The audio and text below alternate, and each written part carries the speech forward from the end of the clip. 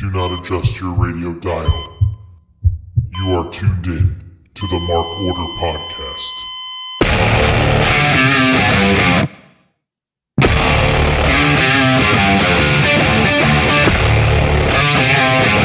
Join the Mark Order.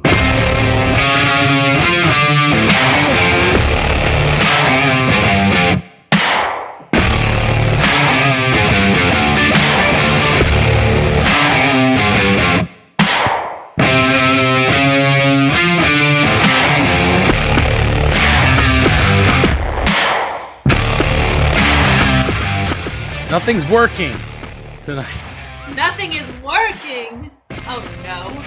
Mouse isn't working. God, I'm losing the music. I'm losing my touch. We're losing our minds, Ant. I know. I miss his money in the chat. I don't know what just happened, Kate. Your volume just went way down.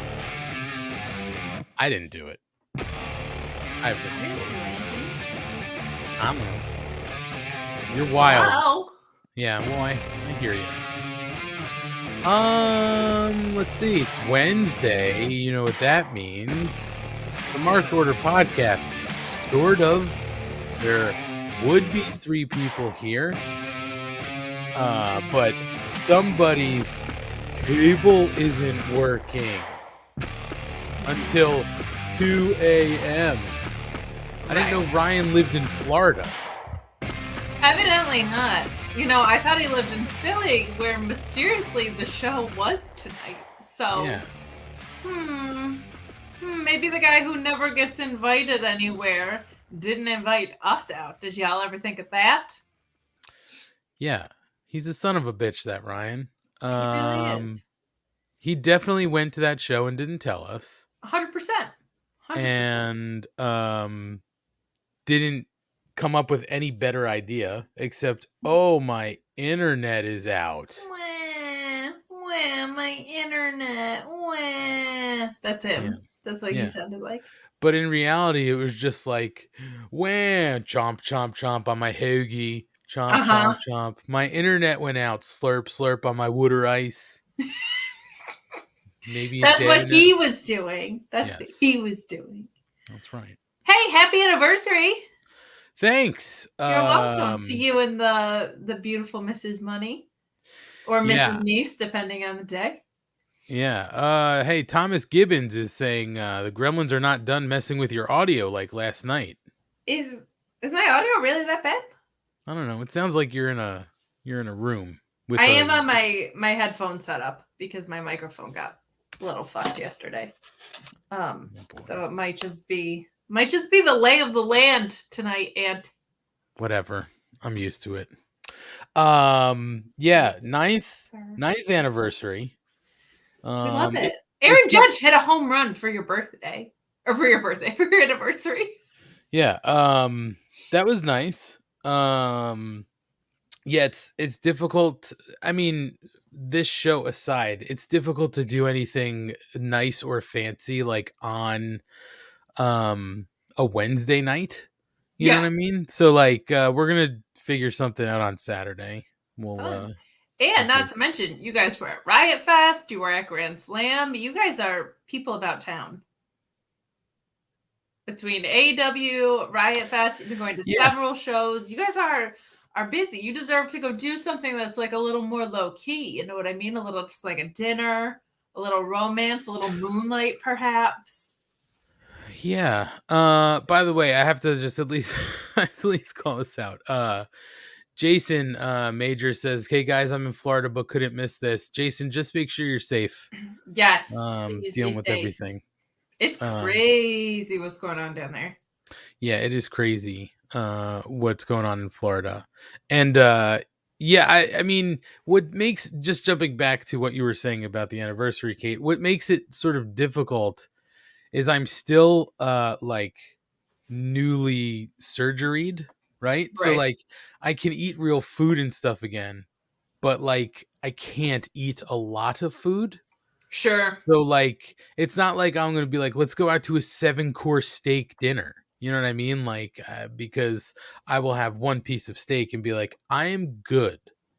Yeah, that's Like not it's, like the best situation. you You know, don't I want to be mean, spending a bunch of money on something that you're like, I had 2 bites. it'll come home. That's not a big deal. Like if Mrs. Money was like, you know what, I would really love to go to like Rail Steakhouse, I'd be like, yes, let's go to Rail Steakhouse, but I'm going to have a petite, something.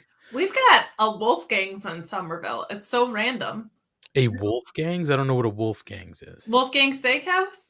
No. It's like a very artisanal chef, but he has like locations in like New York, Milan, Paris, and Somerville, New Jersey. Somerville. So I'll take it. It's not Wolfgang Puck, is it? Because I know Wolfgang Puck. No, it's also not Wolfgang Van Halen. Well, yeah, that would have. Well, if he performed, that would be good. He's really good. I got you in trouble now. Why? You're gonna be shelling out.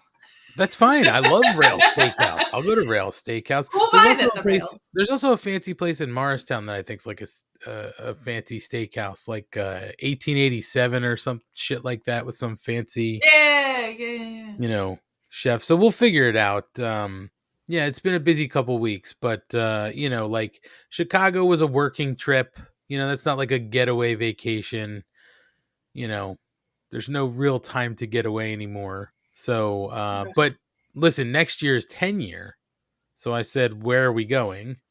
And then we've got some milestone birthdays coming up for both of us next year.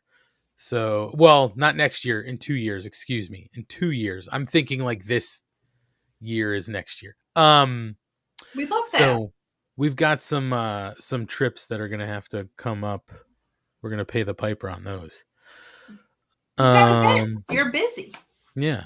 Mrs. Money, I'm not talking about Roots Steakhouse in Morristown. I'm talking about a different place. We'll talk. And Rob Humphrey says, just don't go to Outback. I went there a week ago and it was terrible. Yeah, I don't often go to Outback. Now, Jason Major says, go to Texas Roadhouse. You may find an ROH World title. Not going to lie, I do enjoy a Texas Roadhouse trip. Texas Roadhouse is quite delicious. I don't know if I've ever been to a Texas Roadhouse. So there used to, when I went to school in Scranton, there was a Texas Roadhouse, and then below it was another place called Smoky Bones. And it was sort of like the same sort of thing. It was like Texas Roadhouse was sort of like Texas Steakhouse, Texas toast, ribs, stuff like that. Smoky Bones was like Texas barbecue. And it was like the greatest things ever back to back. And I've never found that. I think Smoky Bones have all sort of closed up shop. I could be wrong, but I can still find a Texas Roadhouse. There's one over in there's one over by like Carlstadt, like that area. Yeah. Or where's the airport over there? Teaneck? I don't know. When I worked the combine, I was like, I feel like I ate an entire cow while I was in Indianapolis, because Indianapolis is really weird because they've put a lot of investment into getting major events to come there and like have really built around the Colts and stuff. But when you go there for something like the combine, what's odd is the only thing that's open is Hooters and steakhouses. So it's like, if you're not going to Hooters, no, you go like literally past like 8:30, 9 o'clock. Like it has like a small town vibe that way, but like nobody wants to be taking their potential football clients out to and Steak and Shake, which is also steak. I mean, Steak and Shake is fantastic though. It's not a steakhouse, but it's still fantastic. Joke that like you could tell the caliber of player. Like if it's an unsigned like free agent, like not going to get drafted, you're probably going to Steak and Shake. If you're talking like 5th to 7th rounds, you're probably still going to a steakhouse. But like the good steakhouses, you got like your 1 through 4 rounds there. But I remember coming back from anytime I went to the combine. By the time I got back, I was like, I don't need a burger. I don't need steak ever again. Yeah, I was so full. The crazy thing is, I like steak, I like beef, but like I don't eat it all that often. Like we just don't really cook it here at home. Most of what we do is like chicken or fish or even tofu, but like we rarely cook beef here. And tofu? Like on Doug? What's that? Killer tofu? Yeah, I do enjoy some killer Ew. tofu. Yeah. I had to throw one in there because Ryan's not here. I didn't want to. We had a quota. That's fine. No, that's fine. You can sing all you want because Ryan's not here. You can reclaim your gimmick. Yes, that's for me. But yeah, like I don't even get steak. Like if I were to go to Texas Roadhouse, the chance I would get a steak is probably slim. Yeah. But if we were to go to like Rail, like a steakhouse, Roots, Rails, I'm like, I'll have a, like T-bone not a chain. or Mohawk, not Mohawk, tomahawk steak, whatever. Do you feel the sudden need to break into a musical number immediately after, like a dinner debonair of sorts? I don't, probably because of the meat sweats. That's fair. That's fair. But I mean, again, I don't know. I'll be like a lightweight now. I'll be like, I'll have 2 bites of steak and I'm done. So how are you feeling over there? Good? I feel good. I feel good. I'm the scales are tipping in places I never thought they'd tip before. So we're doing good. That's awesome. Good on you, brother. Yeah, we're doing good. I got to kick up the activity though. So maybe I'll see if Mrs. Money can make an introduction to a Mr. Tony Nese. I was going to say, because you got stiff competition between Christian and Claudio Castagnoli and Tony Nese. We saw all of Mrs. Money's wrestling boyfriends in person last week, and they continue to be looking good, I gotta say. So they do. Can I tell you this though? Now we're jumping ahead a little bit, but tonight Mrs. Money was watching Dynamite, and I'll just say it, she was not impressed with this episode. But the big news was, she's like, who's Juice Robinson? And I was like, well, and I kind of explained, he's from New Japan and he's part of the Bullet Club, and he's also Tony Storm's husband or boyfriend, or I don't know what they are. But I said they're together, and she saw the graphic and she said, that guy? And I said, yes. And she said, he's got a very compact face for his head. And I said, yes. She said 4 out of 10 would not try. Wow. So she was harsh on the episode, and she was harsh on Juice Robinson and on the Gap, that's fair, because there's not many people that are going to be ranking up there with Tony Storm. You know what I mean? Like she's definitely, listen, I outkicked my coverage. He has way exceeded that. Different field. My goodness. I think a different state, a different country, realistically, because it's true. But she said no way.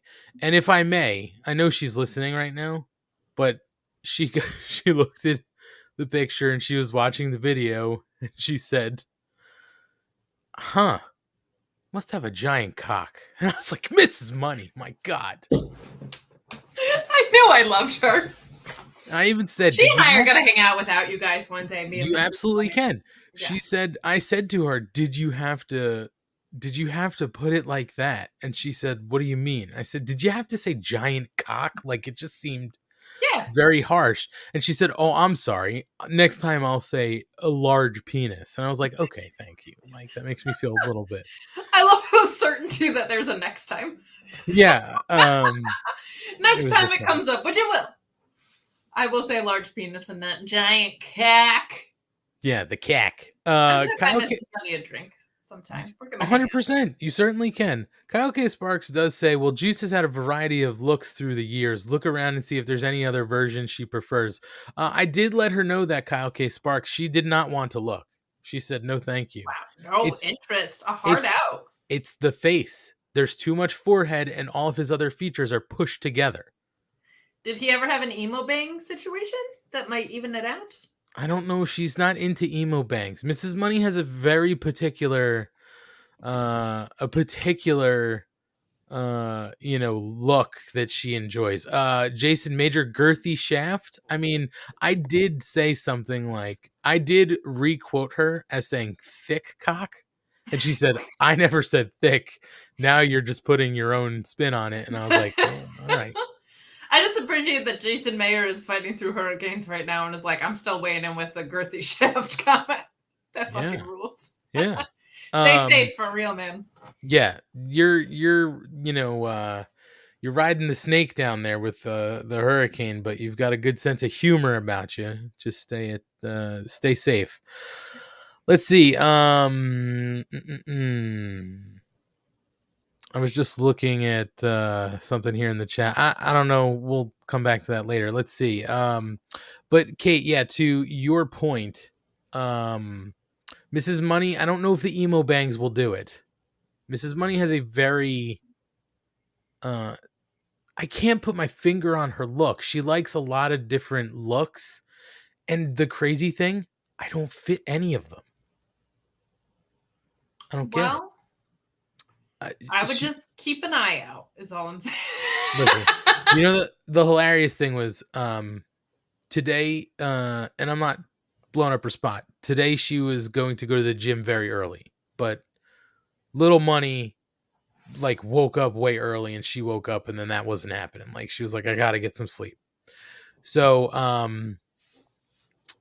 she couldn't go during lunch, and she wasn't going to go after work. She was going to get up and go early today because she has to go to the gym now. Like Mr. Nice has now given workouts that require gym equipment. Dang, so we're kicking it up. So we're sitting, like, it's 5:00, and I ran downstairs because I heard the little guy get home. He, Nan picked him up from school, and then they went to the park or something to play. So I didn't hear him come in at 3:00. I heard him come in at like 10:55. So I ran downstairs to see him real quick because I still had work to do. And he was talking about something, and he goes, hey, I said, what's for dinner? He said, I don't know, whatever Nan makes. And, Gina goes, wait a minute, why is Nan making you dinner? And, he goes, well, Dad's working and you're going to the gym. And I said, oh, I didn't know you were going to the gym. She said, well, I wasn't, but I guess I am now.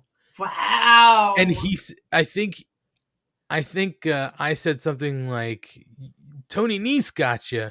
And he goes, you got Neased.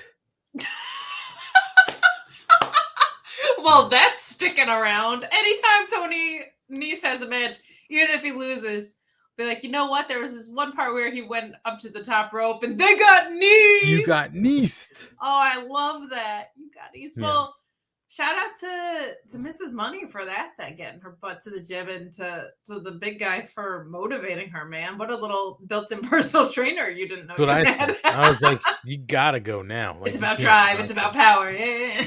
That's it.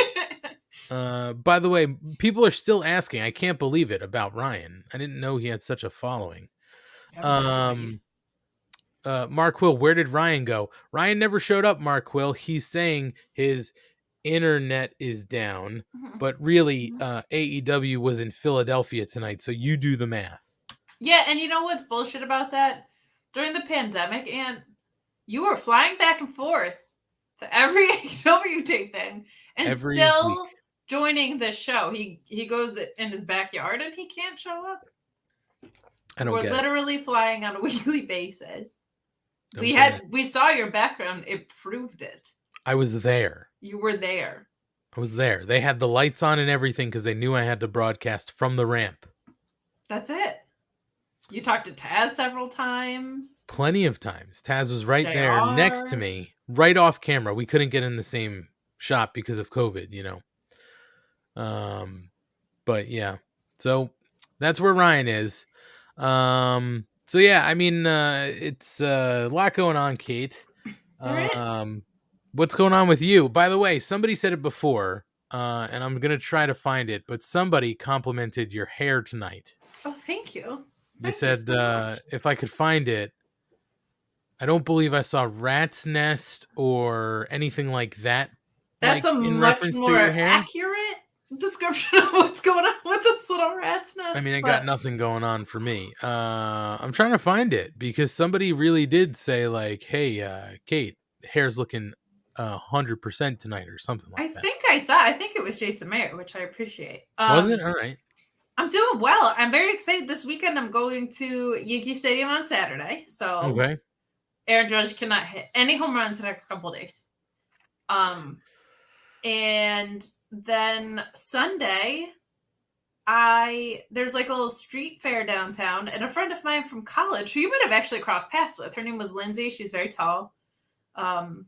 Lynn's the Lizard, I think, was her DJ name. But anyway, she's like the most incredible person. She's literally a neuroscientist that's working on stuff, I think, for Parkinson's, but she also has a side business that's just making soaps and selling them.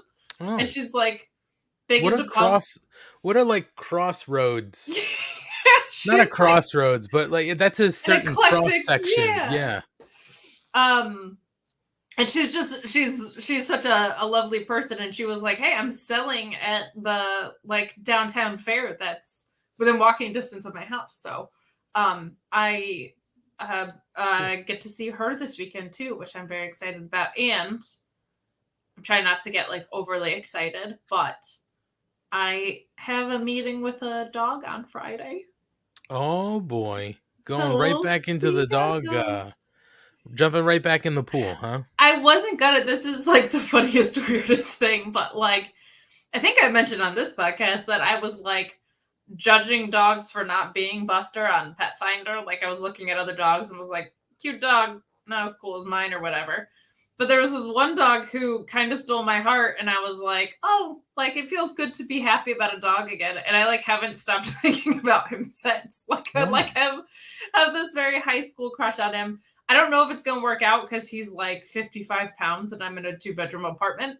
But I'm going to meet him and see. It sounds like he has a very even keeled energy, which might make that possible. But if it's not him, I'm going to wait a little longer because I do feel like it's like, even just like with how busy my October is looking, like probably not the right time to get a dog, but I just love this dog so much. So we're going to see if it works out. But, a fun little weekend. I'm looking forward to it, and I'm like just the whitest white girl and loving this like autumn weather. Like, give me all of the apple spice. Oh my god! Spice, everything. I was gonna say, it's the best. You've got to be all over the spices. Oh, I will say, for coffee, like apple doesn't really fold into the mix, but it's like more of a tea flavor, apple spice. It is, but like I usually break like apple stuff over pumpkins stuff for sure. And in the candle department, don't even get me started. Apple all the way.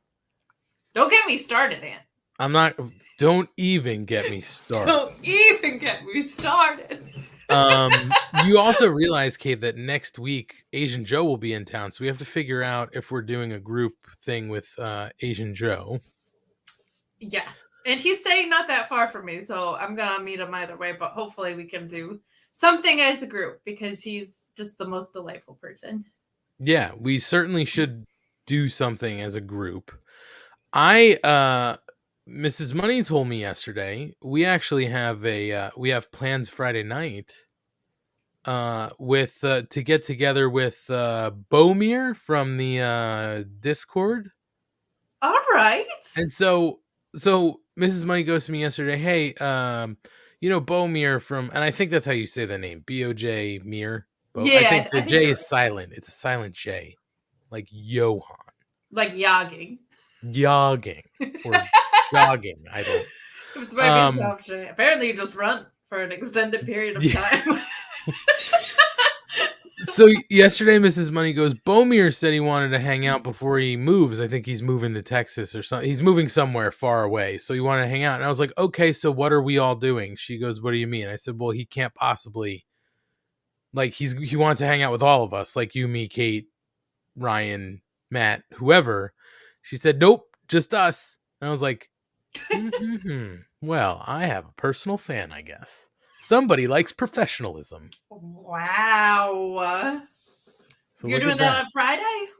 Friday, we're going to go have a bite to eat with Bomir. Nice. I don't know if there's anything else planned. I've been out of the loop on it just because I think I said it here. I'm not as active on that Discord because I just couldn't stop fucking looking at it all day, and it was really killing my productivity. And I know people are like, turn off the alerts. Well, I did, and I still was looking at the fucking thing all day. So I did the same, and now I'm just on Twitter all day. So I should jump back in the Discord. It's way better there. Yeah, But I thankfully am not like on Twitter or Instagram or any of that stuff all day. But the Discord, because there were so many conversations, I was just there's it's involved. we should put it over actually since we're talking about it so much. But I think a lot of the people probably know, but it is a really great Discord that's in It's okay. the link of the Wizards podcast social media if you want to go check them out. And there's wrestling, there's music, there's movies, there's a health channel, and all this sorts of stuff. I really got to get back in there, and I keep saying that. But I did the same thing too, where I was like, I'm turning off my notifications. I was in there all the time, and I was like, I'm gonna delete the app a little bit. So I need to establish different boundaries with it, and we'll get back in there. But it's a really good community. There's no bullshit in there. No bullshit. If you do have bullshit going on, you'll get bounced. My favorite thing, and the only thing I will tell people who are in that Discord who listen, is if there is ever, and I'm not going to go deep on this, but you'll understand this. If there is ever another Wolfpack Raven situation, please get in touch with me and be like, download the app and get in this Discord now. And I will be like, you got it, fam. Because that was my favorite couple hours. I don't know. Of that day. I had tears in my eyes. I was laughing so hard. If we have time at the end, we'll tell that story again because it's fucking worth it. And there's only two of us, so hypothetically we should be like in good shape. The hottest takes somebody could throw out with such a terrible name, Wolfpack Raven. We'll go into it later. We'll go into it, or you can go back in the archives and hear it. But it was. We'll do it. We'll do it live right now. But just a summary. Like the name Wolfpack Raven is, I think, the thing that we need to highlight the most, and that we ended up just being like. But I think I threw out Bullet Club Nikki Bella. Like Raven was in the Wolfpack, so we just were making fun of this guy's name. And he also said that the only reason people thought Eddie Guerrero was like a Mount Rushmore wrestler was because he's dead. Yes, that was most of the takes. Is he's only considered great because he died, and I was like, and I think it was what he said about Jade Cargill that got him the boot. He was like calling her manly, and we were like, she's the hottest specimen alive. You're out. No, I think actually what sort of got him was I think he was going in on Nyla, and people were like, this is not, this isn't a wrestling opinion anymore. Yeah. Right. But that was the best is we started throwing out, you are right, Wolfpack Raven. And I think I might have raised the point, and I'm not trying to take all the credit, but I think I said Raven was never in the Wolfpack. Yes, you did. It was fucking hilarious. And that just started a spiral. I think he was like, yeah, he was. And I was like, he was never in the Wolfpack. Like, it's not a thing. And that was it. We just started combining wrestling factions with wrestlers who were never part of them. So yes, you were right. Dolph Ziggler, like we were just fucking all over the place. It was real fun. I think we threw out one like NWO, like or IRS or something like that. Mean Street Posse. Tanahashi, like just it was like all over the place. It was honestly one of the most fun things ever. And then he got booted because somebody texted somebody and was like, what's going on? Who do we need to take care of? And it was like, just give us 5 minutes, please. Let's close the loop on this. That ruled. So, yeah. Well, sounds like a fun weekend, Kate, and good luck with the pup. I've already told Mrs. Money when the day comes where Savannah is no longer with us, that's it. I'm not doing it again. You're not signing up, especially when you've got like a kiddo running around. So you've got a lot. There's only one way that happens again. Is it's an English or a French bulldog that comes a knocking at my door. I would say I got an English bulldog for you. Love that for you. That feels so perfect. It's been that's my dream dog, and it's not because I also look like an English bulldog and hate activity as well. But there's one that's in the building my sister lives in, and my sister's dog is so sweet but can be a little hit or miss with dogs, and she's obsessed with this English bulldog, and because they're just these big potatoes, she like gets all this energy around, and he's just like, do. Yeah, I'm good. He's like 60 pounds, and he looks like a potato. He's the best. I could totally see that. I could totally see you with an English bully. But that's No. it. That's the only way a new dog happens. Mrs. Money in the chat saying the next dog would be your dog. Yeah, I mean, I definitely, she does more for Savannah than I certainly do. Savannah also doesn't really like me. Well, she does, but she doesn't like. She definitely would rather sit with Gina than me. Because when Gina's gone, if she's not downstairs with Nan sleeping in the bed downstairs, she's upstairs, but she will look at me and then go to our room by herself and go to sleep. I'm like, you bitch. Wow. All I want you to do is she's sit got with a girl me. bias too, right? Then that's she does love Nan the most though. She would, if Gina and me, were dead in the house and she needed food, she would eat our faces. You know what I mean? She'd be like one of those dogs, like, I had to eat. I'm gonna eat them. I'm gonna eat them. But she would never do that to her Nan. She would just be like, I will die before that happens. Sweet. Anyway, good luck with the dog. Thank you. I'll keep you posted. Yeah, keep us posted. Kate, I also got a box. What's in the box? You guess. There's nobody who wants to talk about this more than you. It's not a CM Punk figure, is it? Why would it be CM Punk? I don't know. I didn't get shipping notifications about mine. Oh, did you order a CM Punk figure? I did.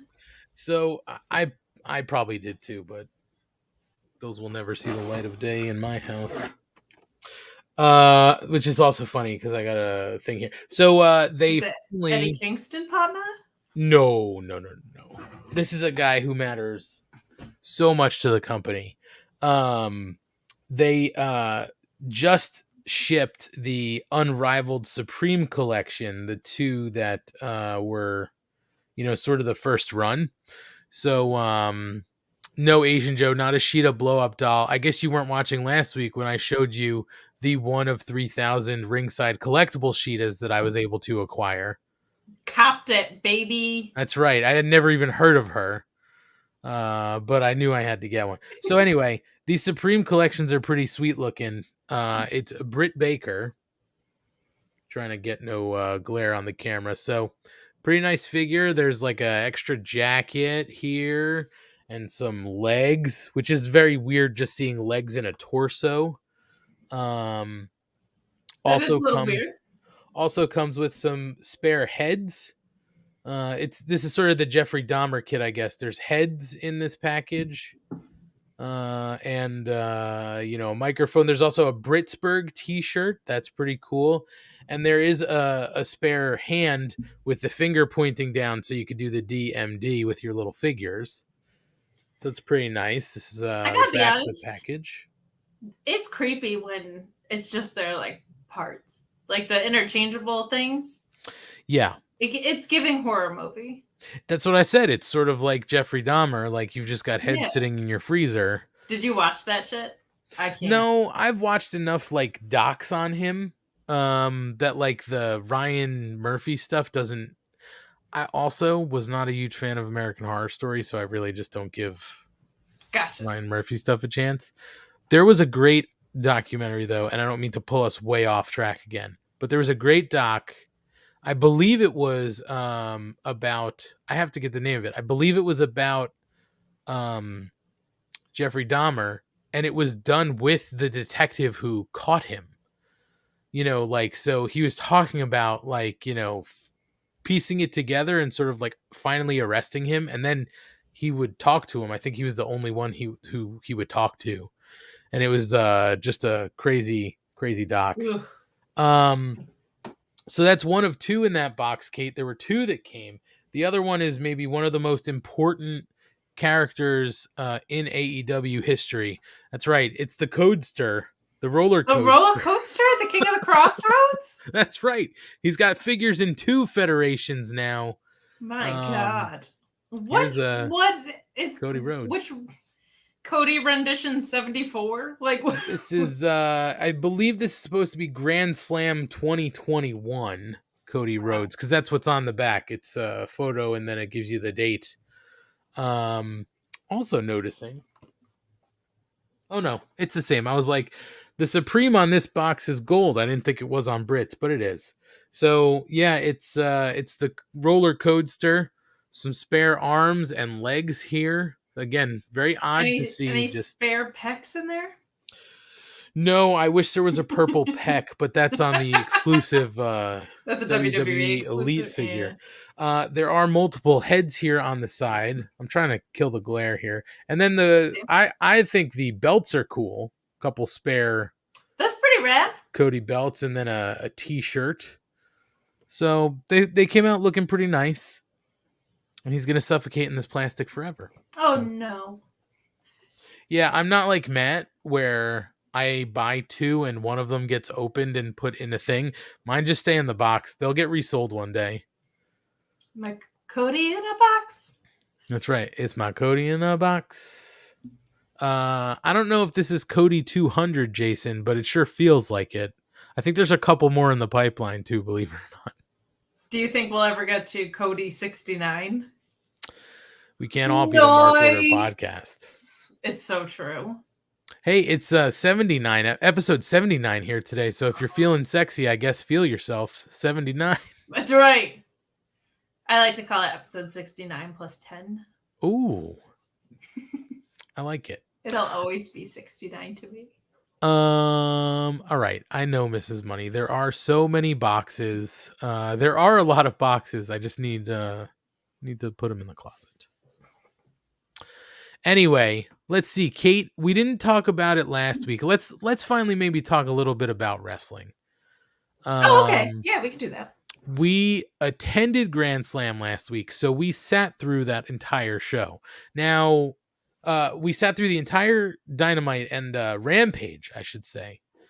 Now, truth be told, I still have not gotten a chance to go back and watch Rampage. So I don't know if you did, but I didn't see how they edited this or anything else. But to all the people out there, I don't know how much was out there about that show.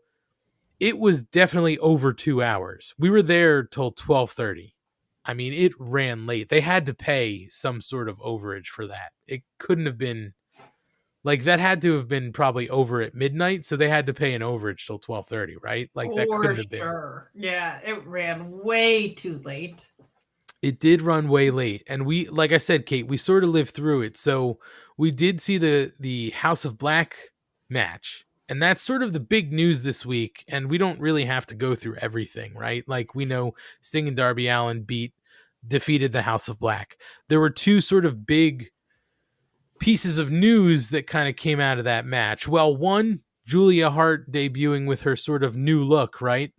Yeah, her Undertaker hat. The Undertaker hat, yes. And almost dying on that table spot. Dear Jesus Lord. She took that nasty bump and we couldn't see it, like really from where we were sitting, just because, you know, the nature of where they set up the tables and stuff. So you can't see how they're landing on the floor at all times. No, though Matt immediately reacted. I will say that. I was sitting next to Matt and he picked it up immediately. I was like, oh, that looked nasty. But he was like, no, that was like bad. Yeah. So credit to him. I did see the sort of like gifs that were going around, and it was like she overshot the table and just hit concrete on the back of, you know, the back of her neck hit concrete basically. So you know, news of that is she's okay. Like she's good. That was one piece of news. The other huge piece of news is that none of us knew it, unless maybe there were spoilers out there and people were not fun and read spoilers, but Great Muta showed up. None of us saw that coming. So that was pretty cool to see. And I think I even said to Matt, I didn't even think he could walk anymore. So like he kind of can't. No, he definitely can't. But like I didn't even think he was up and walking. Like that's how. So, yeah, he's like on a retirement tour, and I think what I had heard was that Sting is supposed to be a part of his like last match ever. That's right. That's part of why this happened. But yeah, that was a complete surprise. I had no idea. No idea. Yeah, that was a surprise, and you are right, Kate. That was the second kind of piece of news that came out of this opening match, was that Sting is going to take part in Muda's retirement match in Japan. It's called Great Muda Final Bye Bye. I don't know if that's a translation. But the show takes place Sunday, January 22nd, 2023 at the Yokohama Arena. Sting will definitely take part in that. The announcement was basically was we're pleased to announce the participation of AEW superstar and international pro wrestling legend Sting at the Great Muda Final Bye Bye event, which will be held on Sunday, January 22nd, 2023 in Yokohama. It was the Great Muda who came to the unexpected rescue of Sting on AEW Rampage Grand Slam this week. The incident triggered him to partner with Sting at the Yokohama Arena event. So that's pretty cool. And Kate, the last piece of news to sort of come out about, from this match was something I don't think anybody maybe saw coming. But the end of this match saw, Buddy Matthews get the green mist in his face by the Great Muda, and then Sting breaks free of the handcuffs that he was put in, and the Scorpion Death Drop does Buddy Matthews in. And then basically what happened was it came out that after a fight at Fight Life Pro Wrestling on Saturday night, September 24th in Rhode Island, Buddy Matthews made an announcement that sounded a lot like Malachi Black's. He said, "Unfortunately, I, like some of the other members, need to go away for a while. I need to recalibrate. I need to figure out some things. As my brother Malachi once said, this isn't goodbye. This is see you later." And then there were other reports. I think it was, Fightful Select story that said that Buddy Matthews expressed dissatisfaction with the situation.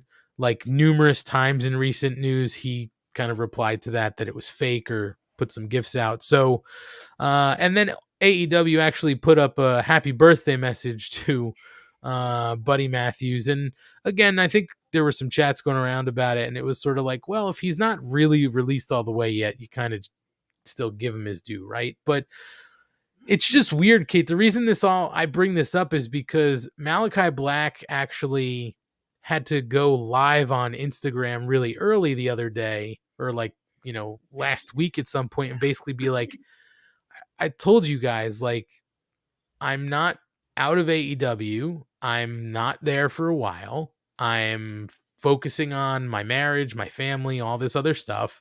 Now I'm getting death threats because people are telling me this is all fake. Crazy shit. And basically now, the news is that AEW isn't releasing anybody from a contract. So there's all this crazy news out there. Like, Kate, what do you make of this whole situation? It seems pretty fucking crazy because there are also apparently a number of years left on their deals. Not like 5 years, but years, not like months. Yeah, there's some conflicting stuff out there, and what I've been able to suss from it is Tony Khan in Busted Open said that Malachi's contract was a little like around 5 years. So that wasn't like anything that was guessing of any dirt sheet. Like that was Tony Khan saying it. And I think Tony Khan's probably a pretty good AEW source, would be my guess. So I don't know what the hell that was about. My guess is, it sounds like if there's that much creative dissatisfaction, my guess is there were probably like promises made around that trios situation that maybe didn't come true or something. It sounds like Malachi stepping away for mental health reasons. I wouldn't be surprised if Buddy is stepping away more for creative reasons, because like if he doesn't want it to just be him and Brody King, like what the hell is he doing then, right? So he might need a recalibration of like, who am I if my identity this whole time has been with this stable that no longer has a leader. I don't think there's a lot of good options to take over from Malachi Black, even from the naming perspective. It's called House of Black, right? So yeah. This is purely speculation too. Like I'm just guessing that like Malachi, it sounded like his mental health needed some love. Buddy Murphy didn't say anything about his mental health. I'm wondering if it's more a recalibration of what do I do creatively now that this is a situation. We haven't seen Miro on TV either. Like, I think this whole angle got kind of fucked.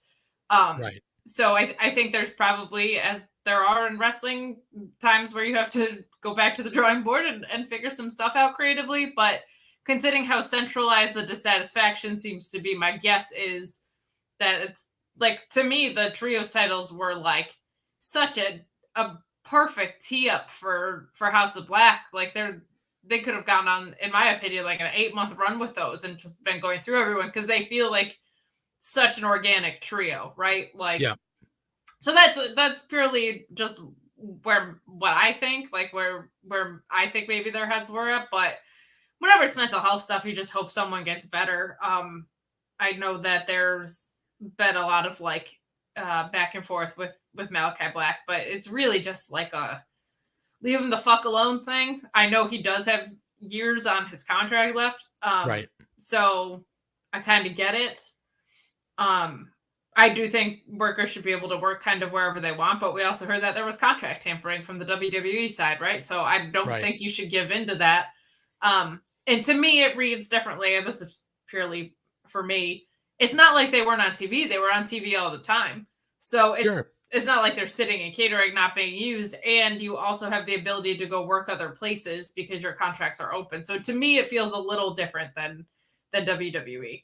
But I get it, but like, yeah, I don't know if I would grant that release, and I definitely wouldn't, if someone's taking a break for mental health reasons, I also think you're then cutting them off from specific resources if you choose to fully release them. So, very possible that people are trying to do the best that they can with the situation that they have, but if it's mental health shit, you just hope that they get better. Wrestling is really fucking hard. So you just hope that like mentally, and it sounded like physically he was fighting injuries too. So you just hope people get better. Yeah, and your point about the open sort of contracts to be booked anywhere else, I mean, that's valid, right? That's a big difference at the E. Your travel schedule's not as crazy. And you're right, your contract is open to work anywhere else. Now, apparently Tony Khan and AEW have to approve those bookings, but it doesn't seem like they reject a lot of bookings. It seems like they're pretty okay with you being able to go out, make money, and maybe, give a little bit of promotion to the fact that you wrestle with AEW. And I think it probably depends on what tier you're on too. Like, we haven't seen MJF or Baker. I don't think CM Punk would be approved to do very many. I don't think Bryan Danielson's out there. Pretty soon he might be approved to do whatever he wants. Yeah, that's true. He might not have to be seeking anyone's approval. But I think it probably depends on the stipulations of every contract. But the people that we're talking about were able to do other stuff. Malachi Black and Buddy Murphy were both made their goodbye notes kind of at indie shows. In fact, not even on TV. So, so that is a difference to me. But you hope everybody. It's hard, man. Booking a wrestling promotion ain't easy. It's a lot of moving parts. No, and again, I think I was talking to somebody about it the other day, and I was like, listen, to me, it wouldn't be petty, but a guy like Malachi Black with years on his contract, to me, it's like, I would not release him and just let him go back to the other place. If that's what he wants to do, it's like, listen, man, you signed up. Like, this is the deal. You can work anywhere else, maybe come to an agreement after, shorten the contract, right? And maybe release him after a certain period of time, get out of some of the stories maybe you were telling, but I don't know. That would just be me. It's like, I can't let you just go the fuck back if people have been tampering with you. Like, it just makes no sense. No, and there's a lot to that even, right? Like, his wife was released and now his wife is back there working. So like, you can't just on a whim change your contractual obligations like that, I think. But you also like, it's tough, man. Like, MJF basically cried wolf, right? And then re-signed and is now being thrown into a title program, right? So it's like, okay, well, is the precedent that you just sent, if I whine about my stipulations, I get and don't work, I get paid more and then go right into a title program? Now MJF is a proven draw. Like, that's indisputable. We're seeing it now. The ratings are higher than when Kenny and Omega and CM Punk were on television. So he might have more of a leg to stand on in that way, but in situations like that, that's tough because you're setting precedents, man. Yeah, and it's, it's tough. I'm sure that there are some people who are like, hey, listen, I wrestled at, the E, and I was in a main event of this, or I wrestled on, WrestleMania X amount of times, whatever. I deserve to be getting showcased more than like MJF. What has he ever done? Well, I don't know, man. The guy's a fucking draw, and he doesn't even need to wrestle every night. All you got to do is dangle the fact he's going to show up, and people go fucking nuts. He's doing some really great work too. Some really great work. And we'll Kate, talk about that shortly. We will talk about it, but I'll say it now and I'll repeat it later. I think right now he is the best wrestler living their gimmick, maybe of like all time. Not even close. Yeah. Definitely currently. I would have to like sit down and give more thought of that. But there's so many, and we'll talk about it tonight, so many little things that he just does well. And like, it's so fun because he feels newer and fresher because he's young and he's using kind of more updated references for the most part and using social media. But there's some shit he does that just is so classic, like old school chicken shit heel stuff. Yeah. And it plays so well. He's so good at it. So, and again, he's a proven moneymaker. So it makes sense. Not saying that Malachi Black isn't, but just like, no, of course. As far as precedent setting, not everybody can whine and say the same, right? So, yeah. Moving on, we'll just cover some of this stuff real quick. Hook and Action Bronson defeat 2.0 Matt Menard and Angelo Parker. The rumors were Action Bronson wasn't going to take a bump, and those were true. That dude didn't touch canvas. He took a couple splashes in the corner, or he delivered a couple splashes in the corner, and that was about it, I think. So yeah, but it was all it needed to be. Warjo defeated Tony Nese and Josh Woods. And apparently it looks like maybe they're going to keep this tag team together for a little bit. So, does that do anything for you, Kate? Do you like seeing Wardlow and Samoa Joe together, or would you rather them actually just go their separate ways and be singles competitors? I like them together. I don't like it when you have a title that's not a tag title around someone's waist. I have the same complaint with what they were doing with Tony Storm and Thunder Rosa, right? Both of them have been singles champions now with that tag team or whatever. So I think I think it was a fun combination, but I think both of those guys are solo stars. Both of them. Yeah, 100%. I mean, listen, if they decide to keep them together for a little bit longer, if they're just going to run through people and just have a good time, like, fine, I'll take that. You know what I mean? But like, they don't ever need to sniff those tag titles, right? Like, they don't ever need to touch the tag titles.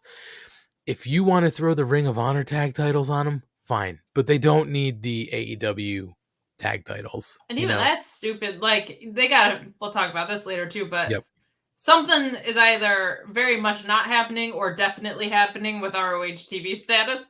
Yes. They're making choices. I don't know which side it's going to fall on. It's either they're not getting it for a while or it's imminent. I'm hoping the latter, but they are now making creative, strong stances with ROH. And we'll talk about that later. But I plan on it. And I'm sure if Kyle K. Sparks sticks it out, he will chat about it. Okay, let's keep going to singles feud. Like, what the hell are we doing? Yeah. All right. Jungle Boy defeated Rey Fenix, and then after that match, Zaddy Christian came out, and then he got attacked by Luchasaurus. So Luchasaurus has now gone back fully to the dark side. Sammy Guevara defeated Eddie Kingston. Kate. They corrected the terrible refereeing, and it cost Eddie Kingston a win. This is so stupid. It made me twitch. I'm like a robot whose battery is dying. It's like I was just learning to love. This was so fucking stupid. Like, I actually feel really bad for Sammy Guevara because I feel like so much of the past year of his career has been them booking heat on shitty booking and not on him as a character. And I hate that shit. It's my biggest complaint with WWE. It's becoming a bigger complaint in AEW, but not nearly to the same extent. But like, just let the fit, like, it's Eddie Kingston in New York. This match was not for a title. It didn't mean that much. Just send him home happy. I do think it's cool that they were able to set like their what sounded like a very minor backstage spat aside and make money, like turn their very minute, it sounded like backstage drama that Eddie Kingston took full responsibility for. And everybody still was blaming Sammy Guevara for, and they put it on TV. I think that was good. It was mature, and it's an indicator that everything's fine, weirdly.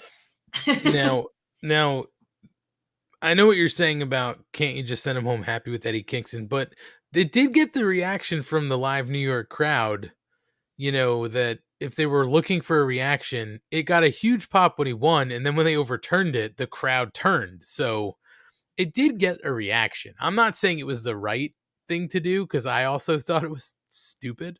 People left, though. People left the taping, and I know it was already 12:15 at night. Yeah, I was going to say, it was fucking late. I felt this way, and I think Ryan had said it last week, but and some other people on Twitter that were there were like, nah, the energy got sucked out of the room between the crowd already being tired and them just, because this is the second year in a row that Eddie had a Rampage match and not a Dynamite match. People were sticking around for that, and then you do that. That's not great. But you're right that it did get a reaction. That's for sure. It got a big reaction. Doesn't mean it's good. Yeah. Whoa. Hey.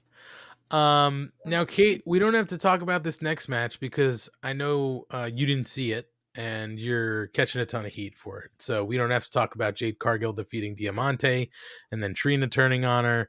So we're just going to go straight past it. For that one. You were? Oh, I thought, that's right. It was the other women's match that you were in the bathroom for. Well, I'd just like to say, no, the whole match, what you didn't tell people was the fact that you turned to all of us and said, fuck women's wrestling, and left. And then when you heard the bell ring to end the matches, you came back. You were like, thank God I missed these bitches. Thank you. So we're not going to talk about it. That definitely sounds like me. Oh, thank God I missed these bitches. That's it. You're like, fuck those bitches, and you left. Thank you for clarifying for the people. It's fine. You don't have to tweet at Kate or anything like that. That's not me asking you to do that. Now you know the truth. Just live with it. Let's see. Hangman Page wins the Golden Ticket Battle Royal. So there now, Kate, again, I didn't watch this on TV. Did you? Did you go back? No, I was at a wedding actually, so I didn't bother to. Okay. So I don't know, maybe somebody in the chat can chime in, but they're live.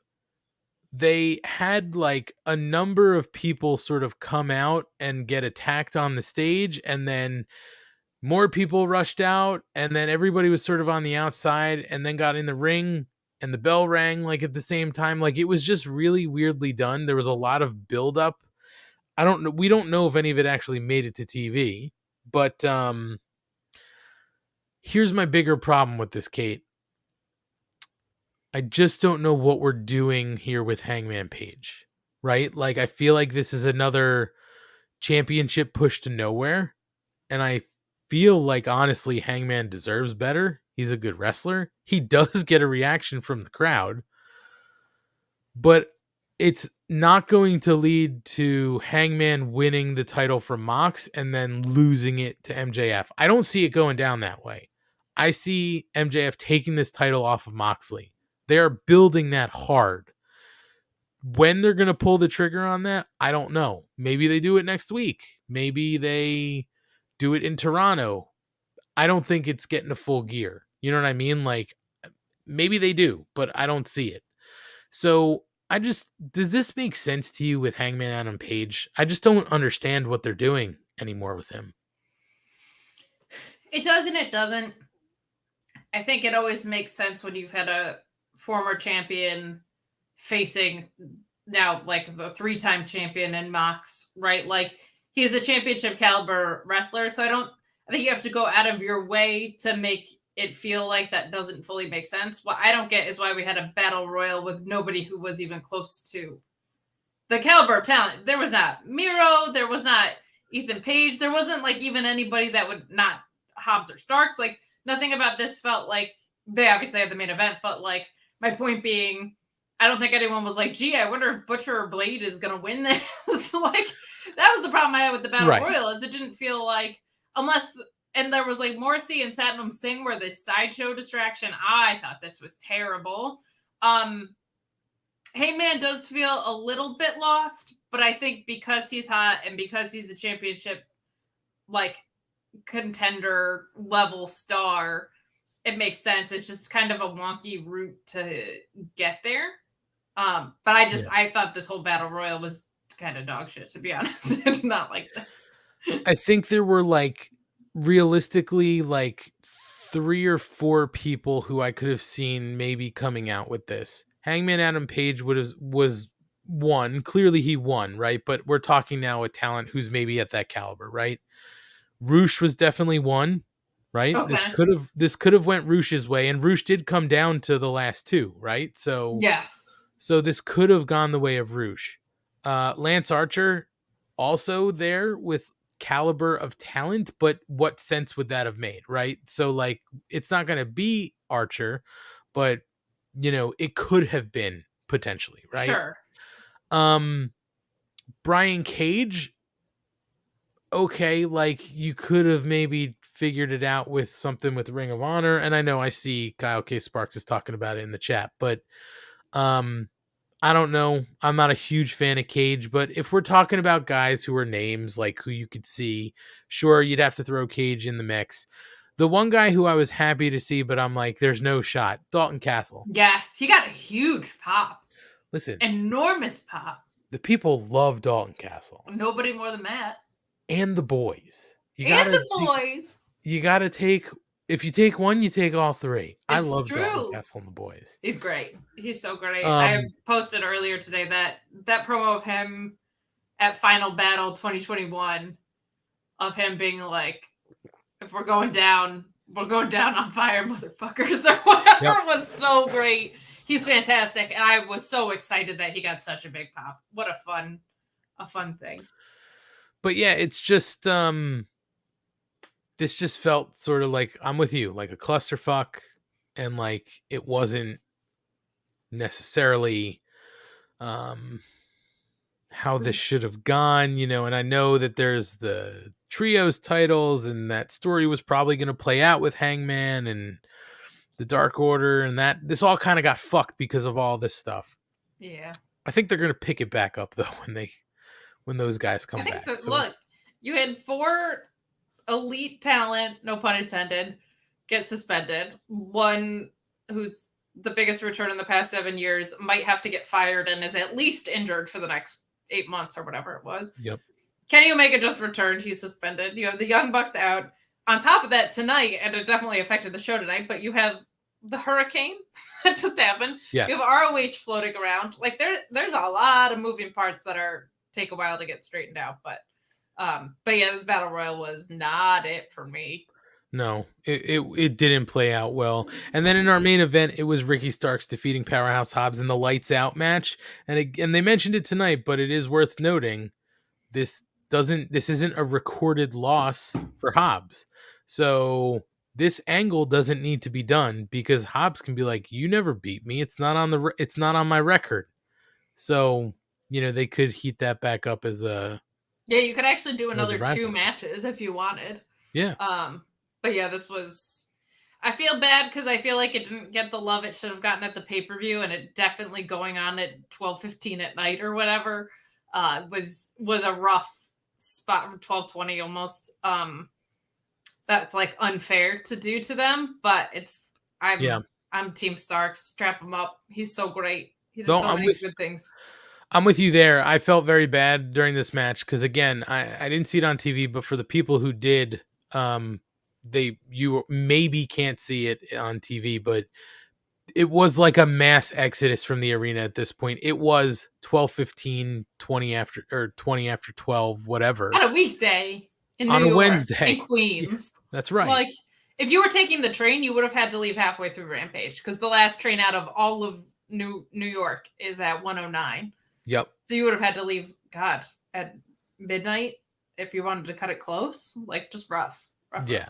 Yeah. So like there was certainly an exodus, and all the people who were sitting on the floor who were leaving were taking their chairs because that's yours to keep, right? So like it was just it felt bad for Ricky and for Hobbs because people were just leaving during this match, and it wasn't to their fault because the match was good, but it's fucking 12:30, man. Like you can't do this. And I don't know if we said it here, but I think Ryan did. He stole it before I could say last week.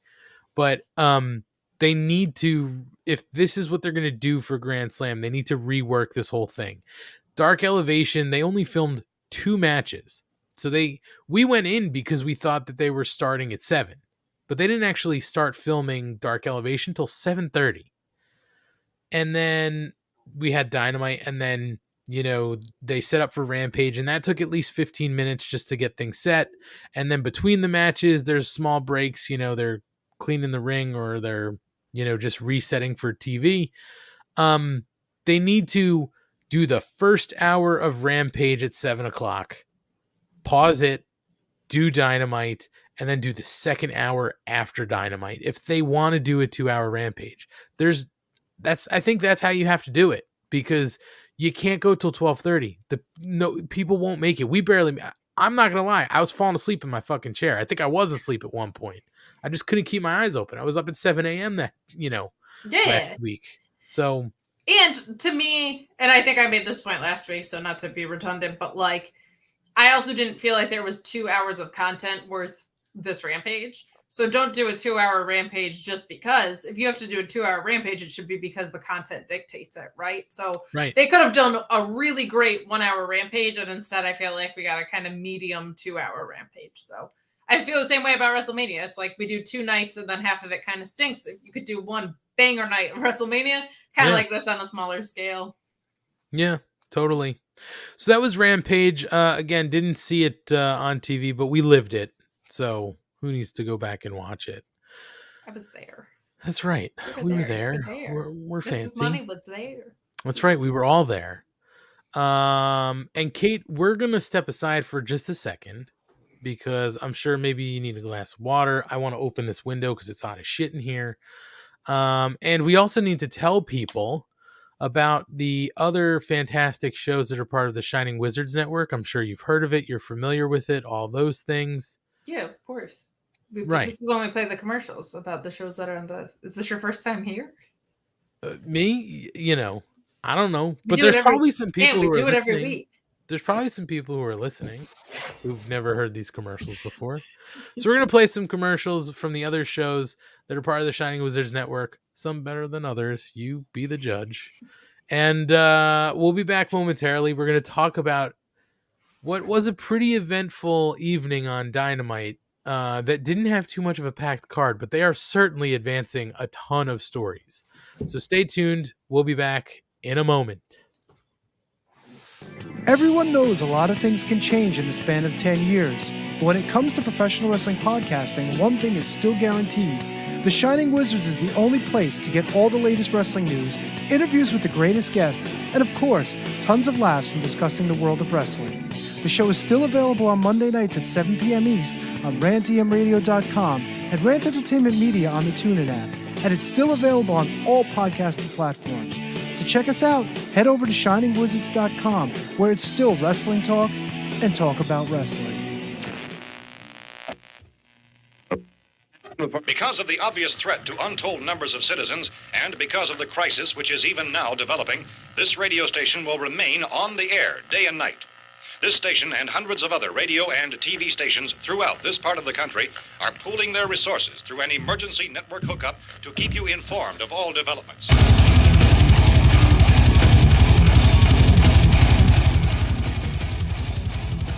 Horns up, everyone. When on the Shining Wizards Network, be sure every Friday to check out Radioactive Metal. Radioactive Metal is one of the longest running podcasts on the interweb. And every week we bring you a fistful of metal, including interviews with all your favorite artists, discuss all the metal news, and feature the best tunes on the air today. So grab a Lemmy, join your cool Uncle Snowy and co-host Aaron in the pit. your recognized symbol of excellence in sports entertainment broadcasting from the current to the way back. Join the Impact player Phil Brea and the Portuguese man of war Choppy for the Turnbuckle Throwbacks Wrestling Podcast, live every week on rantemradio.com.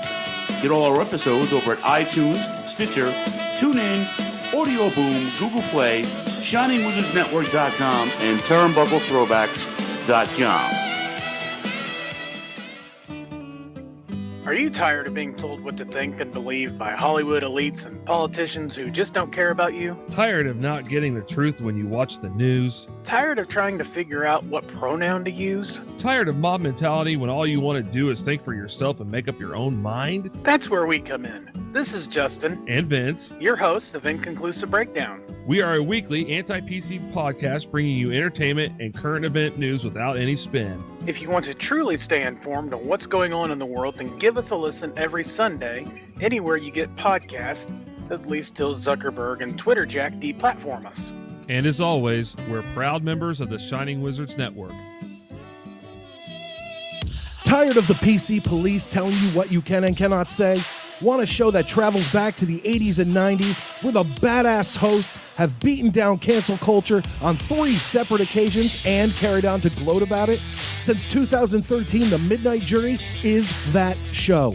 Travel back to the malls and arcades, pop in your VHS, and join us where the 80s and 90s return from the dead. Conan, tell them where to find us.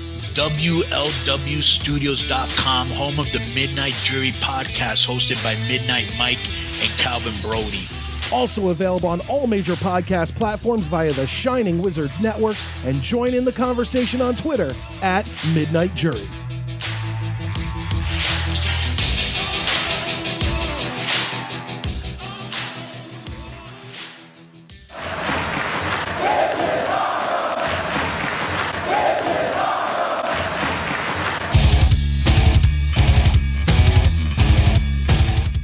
What's up, wrestling fans? You want something awesome? Check out Wrestling Night in Canada here on the Shining Wizards Network. We're 3 Canadian metalheads uniting for the love of pro wrestling. Every episode we go over all the latest news and special events with the odd unique interview as well. So grab a cold one and check out Wrestling Night in Canada, eh? I'll tell you what, as a Steelers fan, I'm kind of over Canada. Why? Because Matt Canada is the worst fucking offensive coach ever. I had no idea what you were talking about. I'm not even gonna lie. See what I did? I get of sure. all the commercials in our commercial break, that's the one I feel like is the most mismatched. Canada? Really? I'm kidding. We love them. Actually, they're on. good. It's Cool Uncle Snowy. It is Cool Uncle Snowy. He's such a cool uncle. He would totally like sneak you wine coolers when you were underage because he's cool. I got at one point I was going back and forth with a Cool Uncle Snowy about doing radioactive metal, like going on one night, but it never materialized. I gotta be like, hey, Cool Uncle Snowy, I'm pretty cool. Can I please come on and talk about I'll vouch for that. You're pretty cool. Radioactive metal? Especially when it comes to metal. I'm more into hardcore, though. That's what I think is not getting me through the door. Because I said something once he said something about we're going to do Canadian metal. And I was like, well, don't leave out Comeback Kid. And he was like, oh, you're into hardcore? And I was like, yeah, probably more than metal. And then he was like, oh, fuck off. No, I'm just kidding. We've talked metal, though. Are you into radioactive hardcore? I'm into radioactive neo-soul punk. So well, then, I think it's there a little is. different. We'll find out if it's the metal part or the radioactive part. Do you like the song Radioactive by Imagine Dragons? No. I don't like anything to do with fucking Imagine Dragons. Not even Dragons? No. You don't like dragons just in general? Was it Matt one night who said, imagine dragging my balls on your face? Sorry, I didn't mean to do that while you were drinking. I don't remember him doing that, but I can't imagine it not being him. Well, if it wasn't Matt, I'll take full credit for that one. Holy shit, that's good.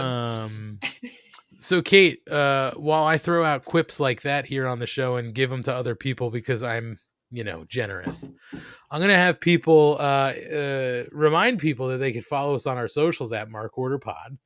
And we're on Instagram, Twitter, Facebook, TikTok, on the YouTubes, any of those places you go to, we have our link tree up. If you want to support us right now in a free way, you can go over to that link tree, click the first button to request some free stickers. Just give us your name. I mean, let's be honest. It's me. But give us your full name, your full mailing address, and the country you live in. So I'm sure that I'm sending you some free Mark Order Podcast stickers to the right place. V1, V2, bro. That's right. You get both, and you get a few of each. So you don't just get one sticker. You don't just get 2 stickers. You get a few stickers. Can we talk about them like they're sneakers and be like the Mark Order ones? I am working on a 3, but we still have a number of stickers V2s, so we're not quite ready for a V3 yet, but I've got a design I'm working on. There it is.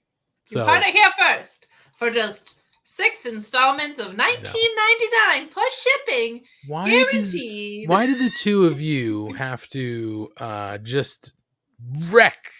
The fake news has to come in and wreck our pitch for free stickers. Once again, something that I started that Ryan stole. Yeah, I know. I mean, all over this podcast. Do you know? I mean, right now I could think of the Mount Rushmore of stealing gimmicks. Right now, it's only 2 people. It's Ryan Schlong and the other Ryan Van Dam. Just Ryans all over the place. Yeah, it is all Ryans all the time, except for tonight because somebody's internet isn't working and it won't be restored until 2 a.m. Sounds I didn't know the internet at the arena wasn't working. Ryan. Yeah, I mean, the internet at the arena isn't working, or perhaps maybe the titty bar he went to afterwards to celebrate a great Dynamite. Typical Ryan. Just saying. Typical Ryan. He's going to the titty bar. He's bringing his booze. He's going to get drunk. He's going to drive home, even though he's a little tipsy, which we don't suggest anybody does, but that's Ryan. Typical Ryan. Typical Schlong. He's always out and about, and he's usually drunk. That's it. He's just all drunk all the time. That's all I can say.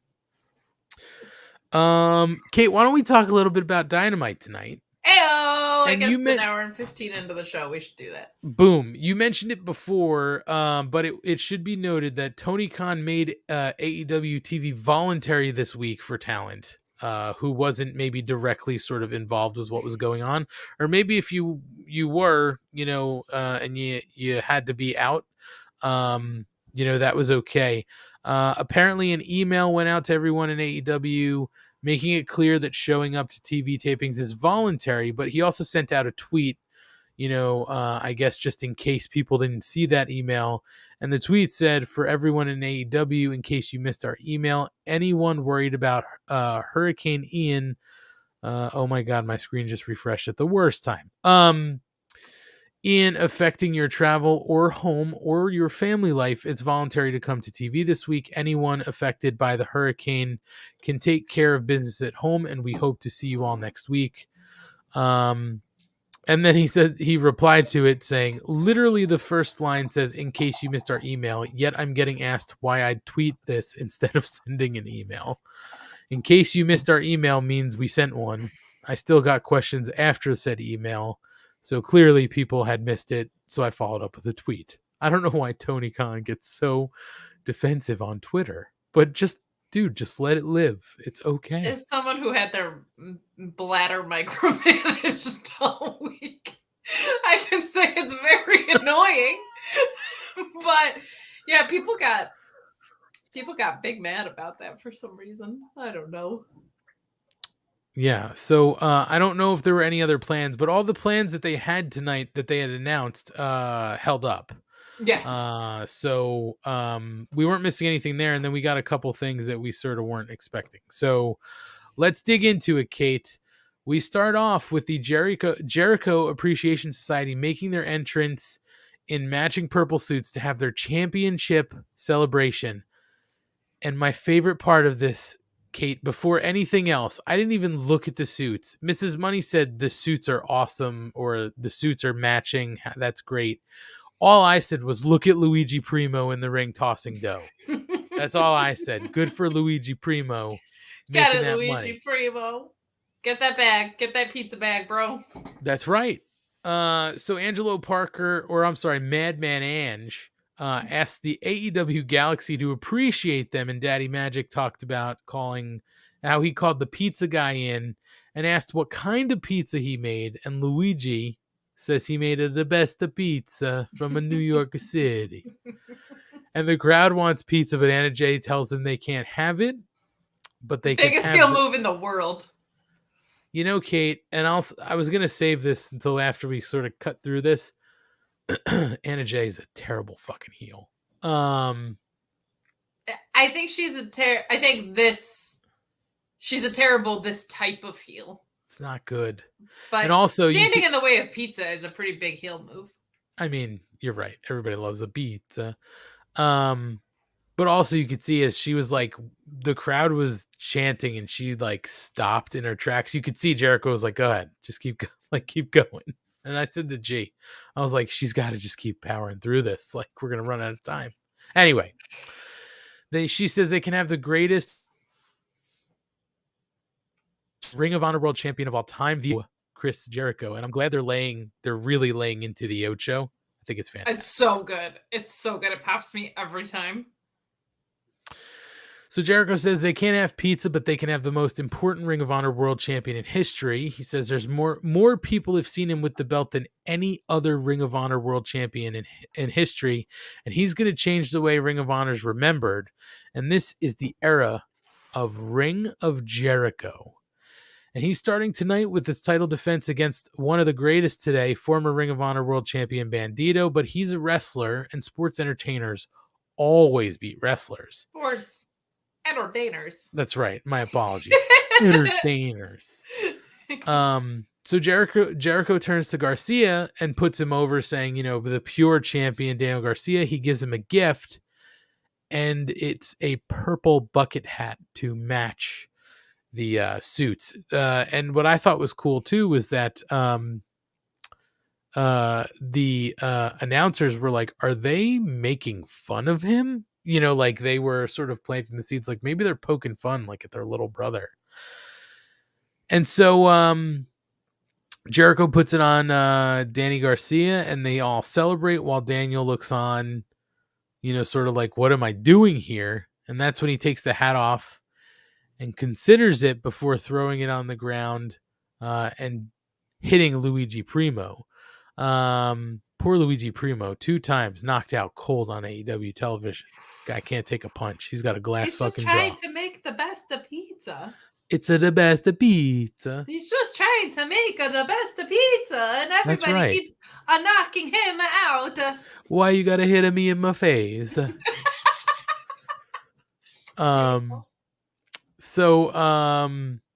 Where was I with this? Oh yeah, he wants to tell Chris something he's been meaning to get off his chest for a long time.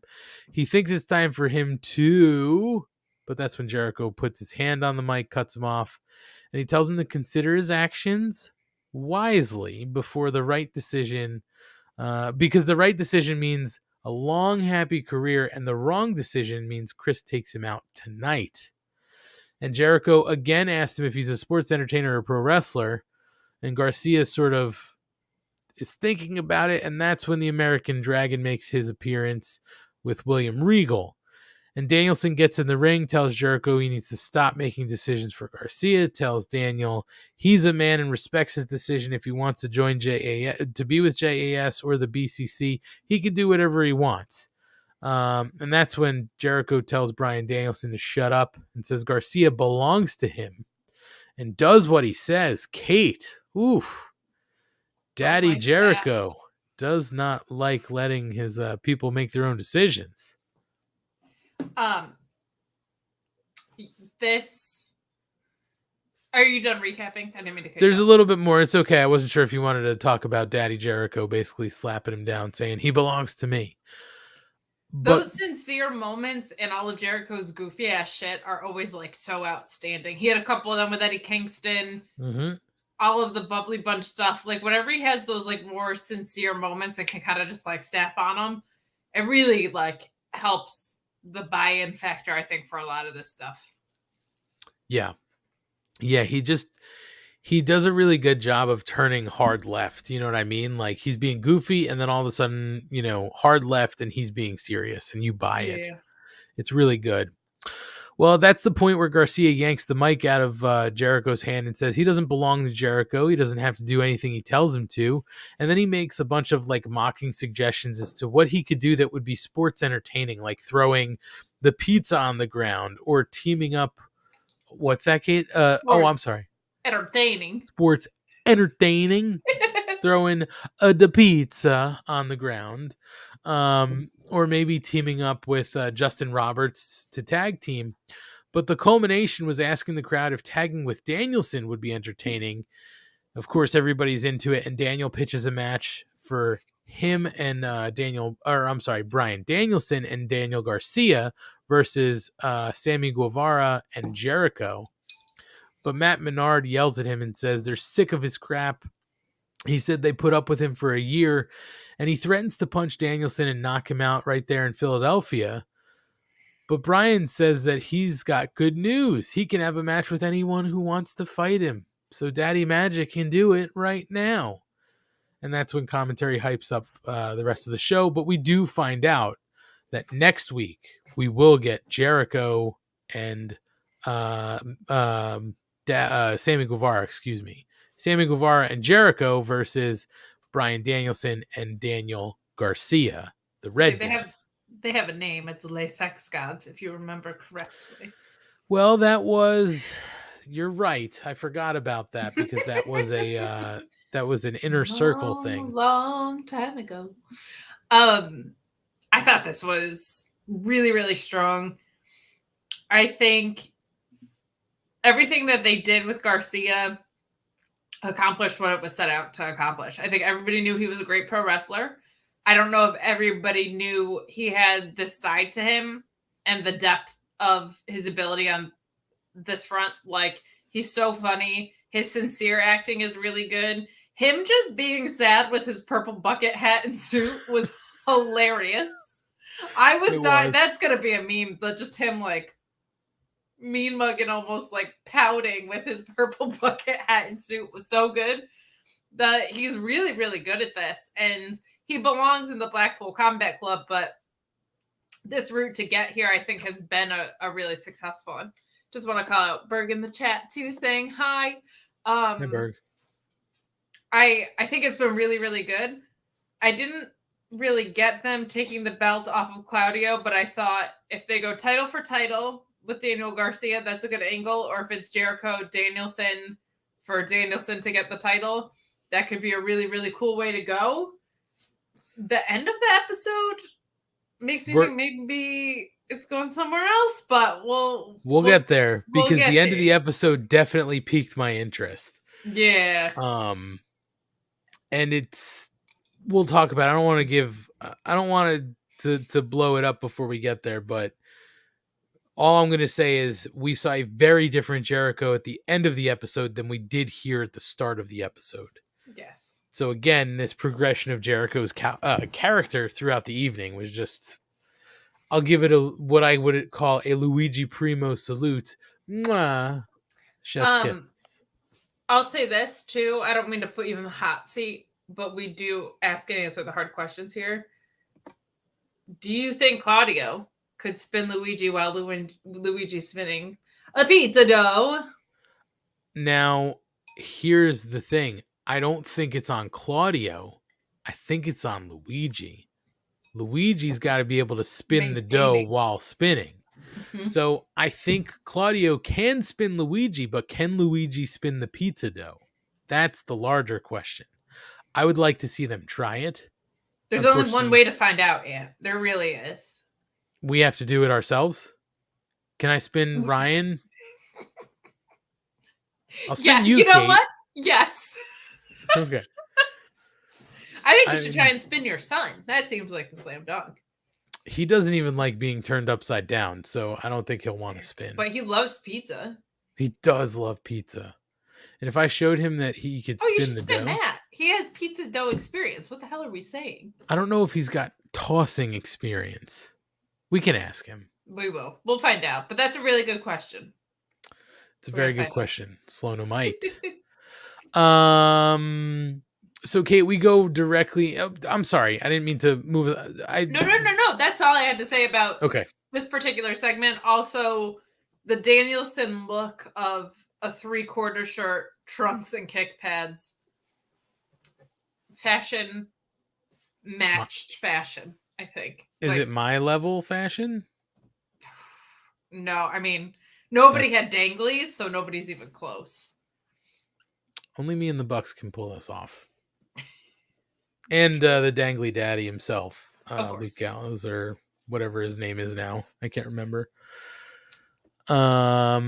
Anyway, yeah, I really enjoyed this opening segment. And again, sort of I was sort of questioning what they were setting up here. And I was like, well, how is this gonna, but it all came together at the end. They kind of wrapped it up in a nice package. So we'll get there. So we went directly into the American Dragon, Bryan Danielson versus Daddy Magic, Matt Menard. We don't have to go through this whole thing. What I did enjoy about this match is at one point, Madman Ange is starting to sort of get involved. He's pulling Daddy Magic out of the way, and Claudio Castagnoli makes his way down to the ring. He yanks the jacket off Angelo Parker, who's just wearing his suspenders and his pants now because he's not wearing a shirt because, of course, he's part of the crew. And then he also loses a shoe, and Claudio basically carries him all the way out. So there is no way for him to be involved and sort of get involved in this match.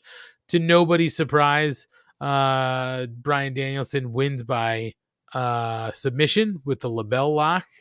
And that's the end of this. So now we're just into next week to this Les Sex Gods versus, I don't know, the Dragon and the Dragon Slayer.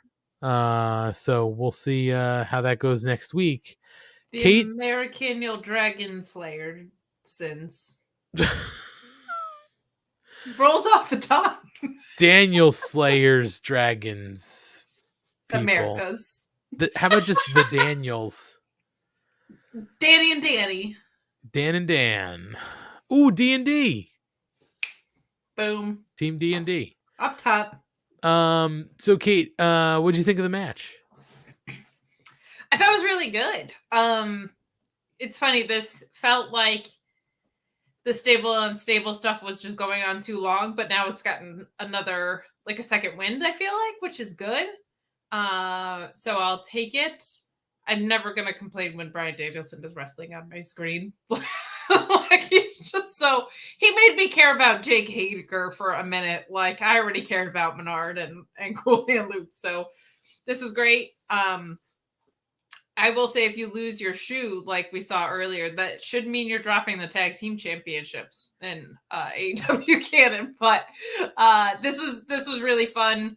Keeps the momentum going in a kind of stilted, I think, because of the hurricane in part episode. Like, you put Bryan Danielson out there, nobody's going to be complaining about your episode when you go home. Like, it's right. such a treat. And then at the risk of sounding like I take wrestling too seriously, kind of a privilege to watch one of the greatest wrestlers of all time in present day. Like, to watch in action is awesome. So this was a whole bunch of fun. I'll take it.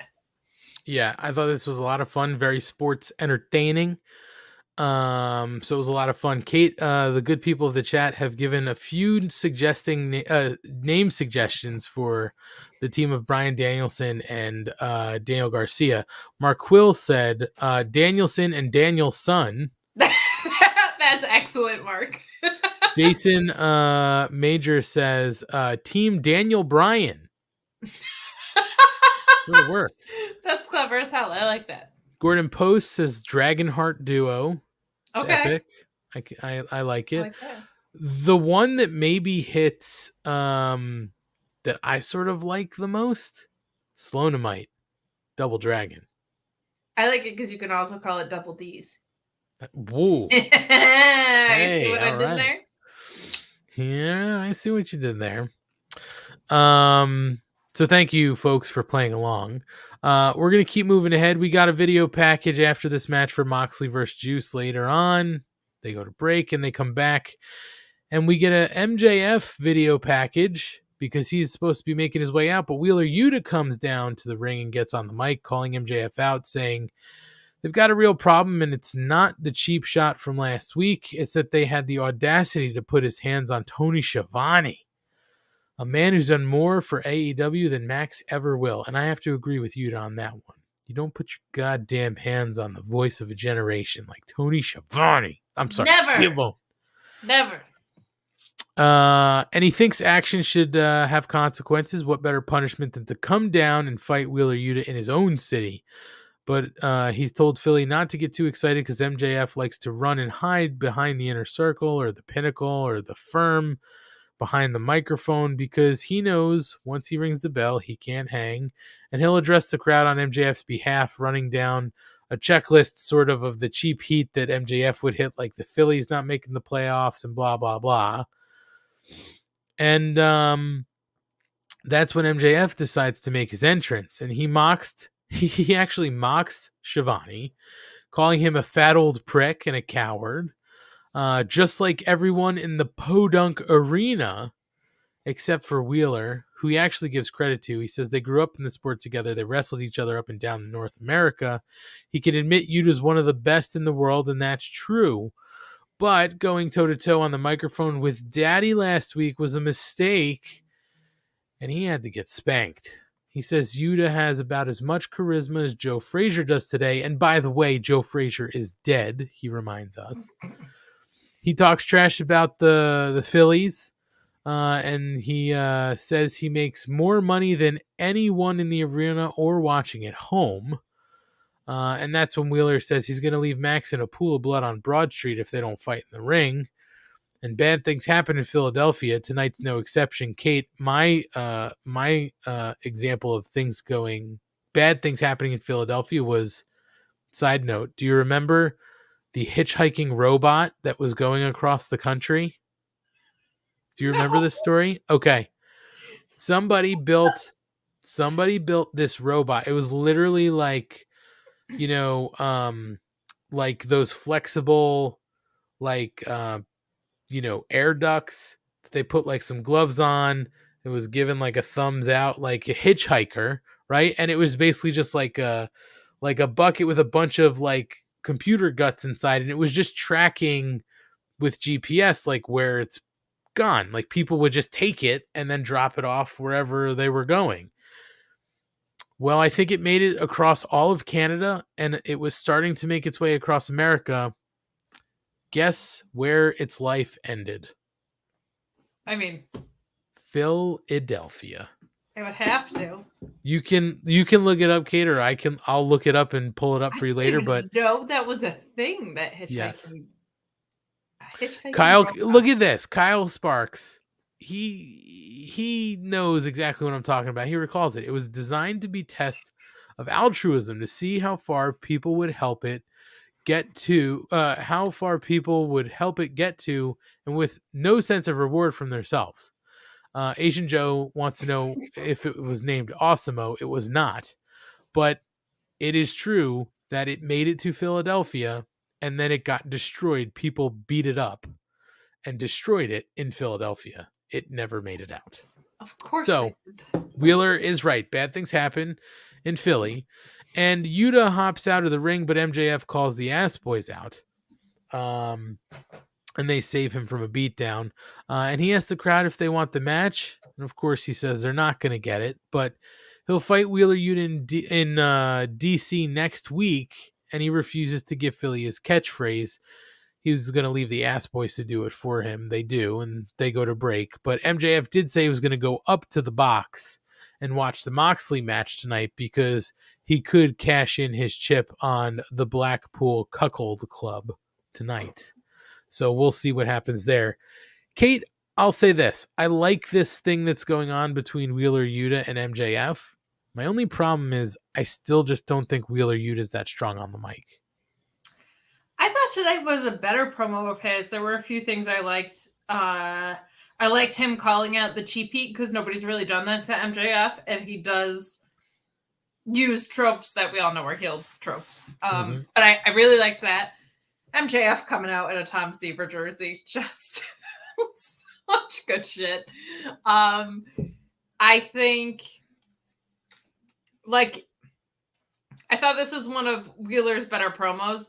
MJF's really fucking good at this, though. Like, this is so great when he is putting Wheeler over before burying him, right? Like, acknowledging that he's one of the best wrestlers in the world, and then also leaning into the idea of what you just said, that a lot of people think he's not great on the mic. I think that was kind of setting up for him to redeem himself a little bit, which I think he did here. He at least had some more fire, which I feel like is good.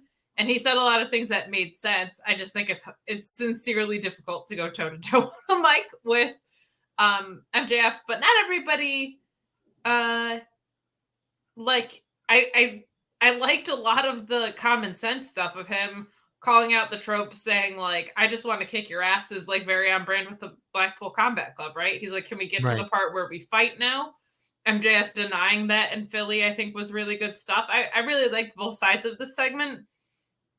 MJF, since his return, though, I'm like, I'm ready for you to strap him up. Like, this guy is so great at every little turn of this man. Like, the way that he put Wheeler over and then turned it, like, that is what you're supposed to do as a heel. Like, it's really, really great work.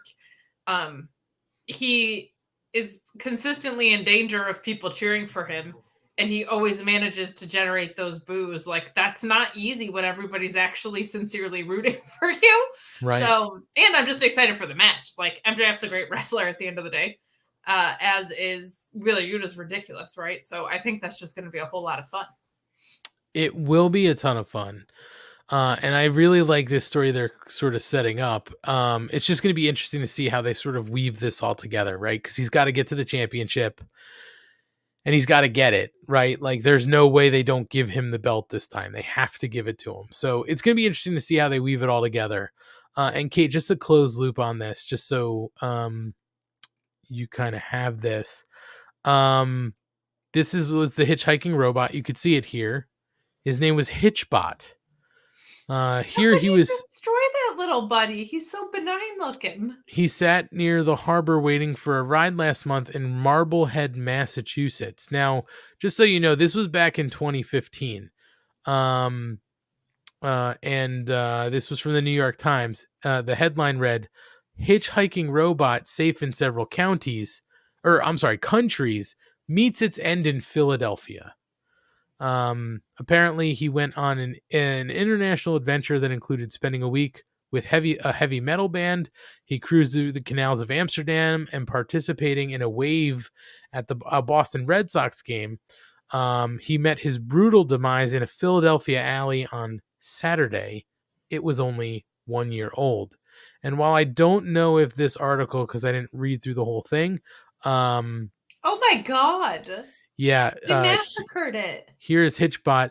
There is an article that was also written. You can look up Hitchbot, Kate.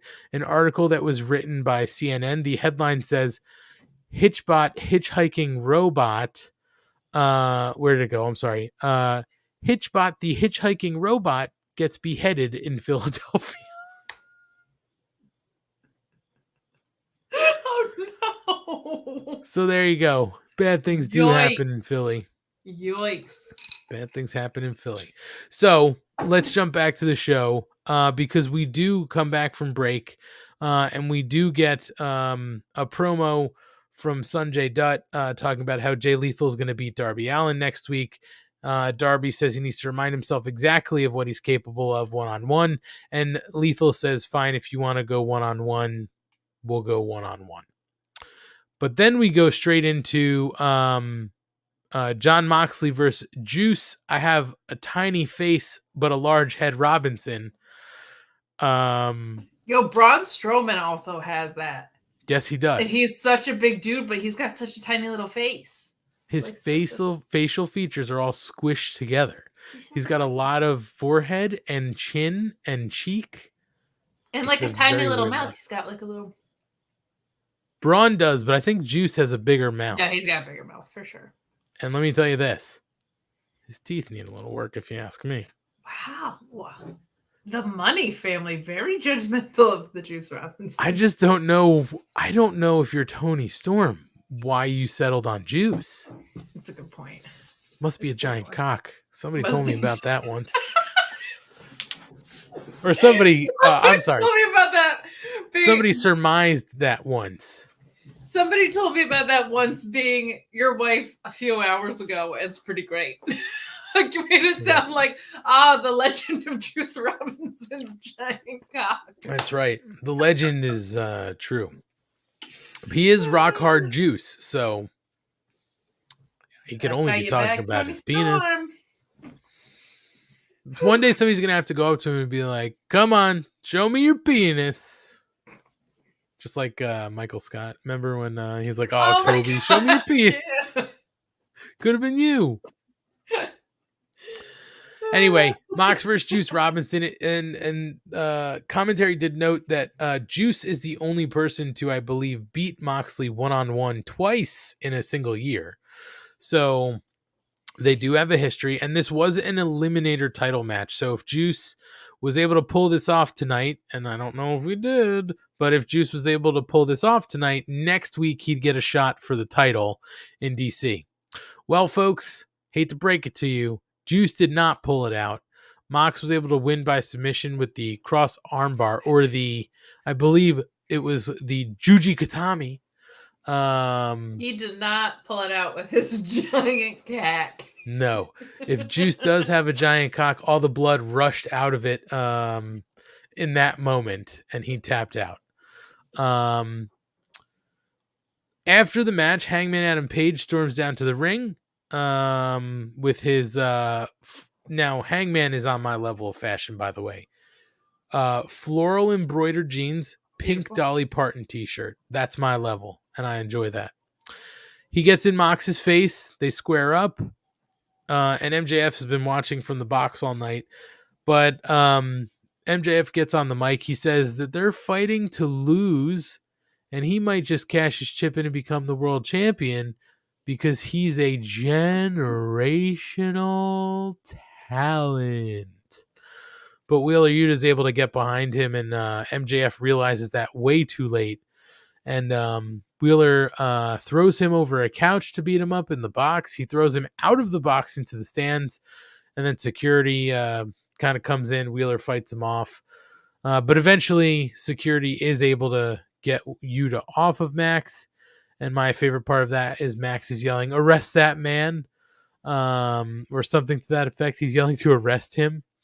And then we get into a video package. So, Kate, what did you think about the match? Because I thought the match was pretty entertaining. It definitely seemed to have that Japanese style of wrestling match where it was sort of slow and plodding, but it, definitely had some heavier hitting moments. My only issue was it seemed like Mox was like a step off with a few things at the onset of this match.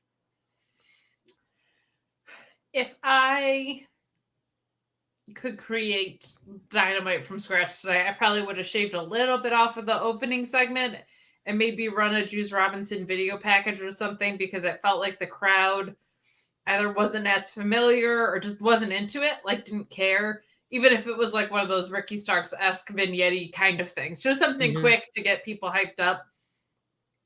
Mox being so pumped up on his entrance, I was just like, man, this fucking guy's supposed to be on vacation, and he is just bringing it as hard as he can. Like, what a dude. And especially on a night where you didn't have a full, toy box to play with anyway. Like, I just love seeing that kind of fire from people. But match was definitely, like, as you said, like strong style Japan, like right. Very, very hard hitting and plotting. I think that's also why the crowd was like a little bit lost was because you're like coming off of all this hot stuff with MJF, and then you move into like this slower pace match. But I like matches where people look like they're trying to beat the hell out of each other, and they definitely did that. So that was really fun. Hi, Matthew Plus. Always great to see you. You can't believe the show's still going on. Go to sleep. You go to sleep, Matthew Plus. Go to sleep. Bro, first time here? It's 12:06. We go to like 2 a.m. We haven't even been going for more than 2 hours. So yeah, calm your titties over there, Matthew Plus. But I liked this, and I liked the press box shenanigans. Calm your titties. Calm down. Look, the weather's getting chillier. Matthew Plus's nips are standing on end. Oh God. Calm down. Are they larger than average? I don't know. That's a good question. We'll have to find out. We're going to get to the bottom of it. It could be why he's so self-conscious about That's a really good point. Having his titties settle down. It's true. It's true. But I liked what we got here from MJF and Wheeler. Like, again, MJF just like with those classic, like, overdone heel facial expression things. Like, they work so well for him. Like, that's a really, really fun thing. So I'll take it. This is perfectly fine. I'm kind of glad that it's not a proving ground match situation because there's just so much going on with the title already, right? You have Hangman hanging out there. You've got MJF. I don't need like another shot return. So this was perfectly fine for what it was. And interesting enough, they did make mention they were saying Juice Robinson's a free agent. Now, do I think they need to bring Juice Robinson in? No. To me, Juice Robinson's a good wrestler, but he's just not all that captivating. You know what I mean? Maybe it's his small face on his large head, but it just, he's a good wrestler, but he doesn't like get me pumped up. You know what I mean?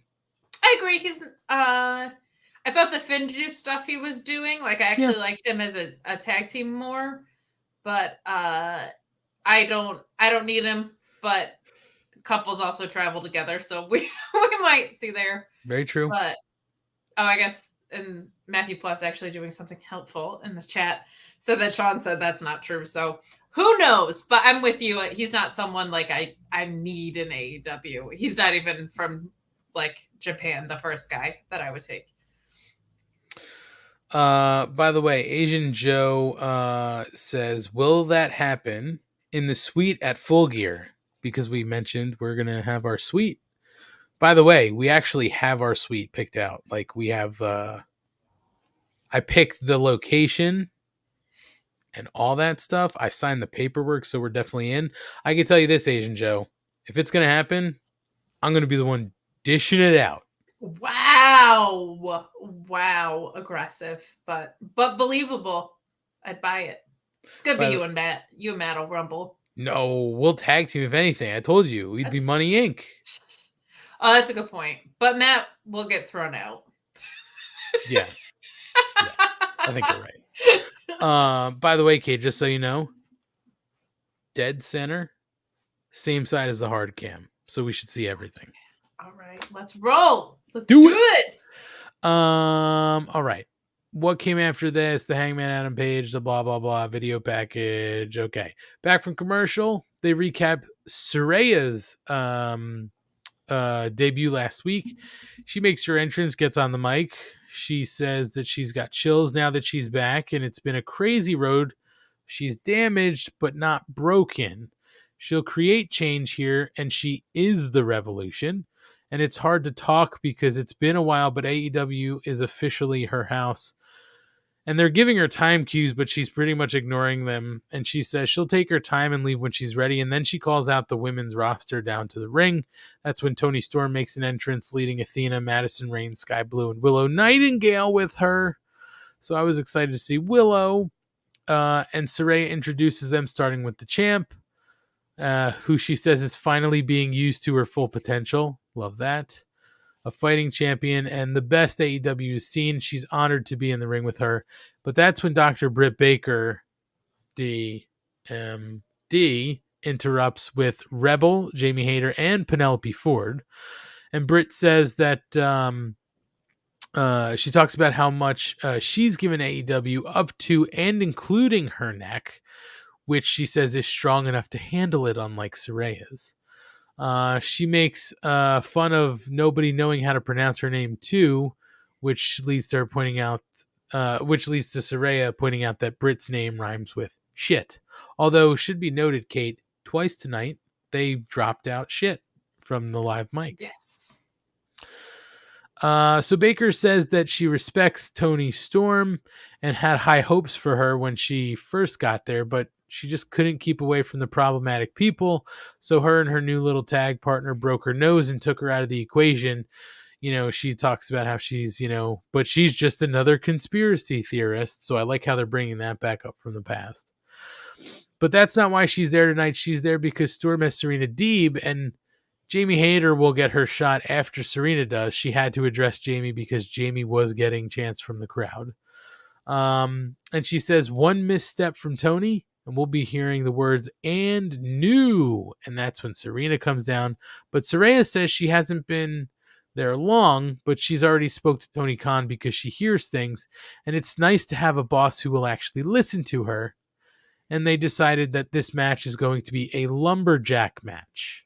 And so we go into the lumberjack match for the interim Women's World Championship. I want to pause there real quick, Kate, just to see your take on Saraya. Personally, I think she did seem a little nervous about being back in front of the crowd. She just didn't seem really sure of like what she wanted to say. I'm sure that she will find it again because she never seemed to have a problem in the E, right? Yes. And she did a lot of talking on the mic when she was the GM. Yes. So I think she'll find it again, but you can just tell people are super excited that she's there, but she's clearly not able to be near anything going on in the ring because as soon as this match started, she wasn't even a lumberjack. She went straight to commentary. So your takes on Saraya in this whole situation, Kate? It was funny. A lot of people online didn't seem to like this, but I actually thought it was pretty good. And I'm obviously usually critical of stuff. So, but I do agree. Oh, sorry. You actually saw this. You didn't turn off the TV or go to the bathroom during this segment. I mean, I was on my phone. I didn't really. Okay, that's fine. I figured. I'm just trying to make sure From people what know. I heard. Yep. It's okay. I felt like the execution of it was clunky, but I'm optimistic for what it means because from what's been out there, which I haven't seen a specific figure for, but if she's not wrestling, she's definitely going to be doing a lot of work with this division because she's getting motherfucking paid. So, yeah. I think you don't make that big of an investment if you're not trying to make some sort of statement. I think the jabs of her talking about the time cues was them saying we acknowledge that the time cues have been bad, right? Like, I feel like her saying I actually have a boss that will listen was her trying to say like, hey, I'm a conduit now. Like, we're going to try and unclog some of this with Tony Khan. Like, we're trying to do a better job of listening. So some people, I think, thought that read as a little bit insincere of like, that she was maybe being a little too like much of a company gal, but I also am of the belief if I'm someone that has complained week over week, literally for years now, I can't then also complain about the fact that they're acknowledging that they're going to try and be making changes in a very blatant and not at all subtle way here, right? This wasn't hinted at. This is saying we're trying to start a new chapter. So I kind of just feel like if I'm complaining and they're saying they're making changes, I have to leave patience for those changes to be made. I hate lumberjack matches as a stipulation in general, so it's my least favorite stipulation you can throw out there. But I thought the match itself was very good. And I also feel like there were some notable absences that I'm guessing are a part of the hurricane. Like Jade Cargill is someone that's a huge player, but she lives in Florida, right? So I think this was also halted by the fact that there were some people that probably weren't available that you would really want to be available for something like this. Willow being out there is awesome. Her and Jamie got a huge pop when they were starting to like skirmish on the outside, which I thought was really good. I do think she was nervous. It was kind of like, I liked everything that was happening, but all of the mechanics didn't come together yet to make it a fluid segment. But I really, really think that I have to believe that if you put that much money into someone like Saraya, especially if she can't even wrestle right now, that you're giving her clearly some sense of control in the women's division. Now, that's also not to say that maybe she's not working towards getting cleared. I also understand people's complaint that like there's still ambiguity about what she's going to necessarily be doing. I hear that. That's a very valid complaint, but I also feel like they might not have the answer yet because she might be close to getting cleared and isn't, or whatever that looks like. Her injury was extremely severe, but I love that there's positive hype around the women's division, and something that feels more like a statement. Like, I think Toni Storm and Ruby Soho and all the pieces they've added are great, but I feel like you needed those pieces to happen in ring wise. Adding someone like Saraya, I think, is a bigger statement of like, we're now fully invested in this division. I'm really hoping that's what that means. Yeah, and Asian Joe makes a good point here. If you weren't getting Maria or Gail, having Saraya is just as meaningful to finally getting this division on track. I agree. Listen, I mean, I agree with that, and I also agree sort of with Kate. Like, we don't know how close she may be to being cleared to returning. If you ask me at this point, it doesn't look like she's at all clear because she had to steer clear of everything tonight. She wasn't allowed to do anything last week. So my guess is she's not, maybe they don't know, right? So they're just having her sort of do this. And I'm okay with this because coming from where she came from and sort of what she was doing at the E, she was sort of acting like a general manager and a conduit between, like you said, a conduit between management and talent, right? So she can play that role for now. And then when she gets cleared, come in and fuck the division up. And she can play either side. She can be a heel or she can be a face. And she can easily turn from face to heel because she's done it before. So it's going to be interesting to see how they sort of play that whole, the whole Saraya thing out. Sure. I agree with you. I think there were a number of people who weren't there because of what's going on maybe with the hurricane and their families.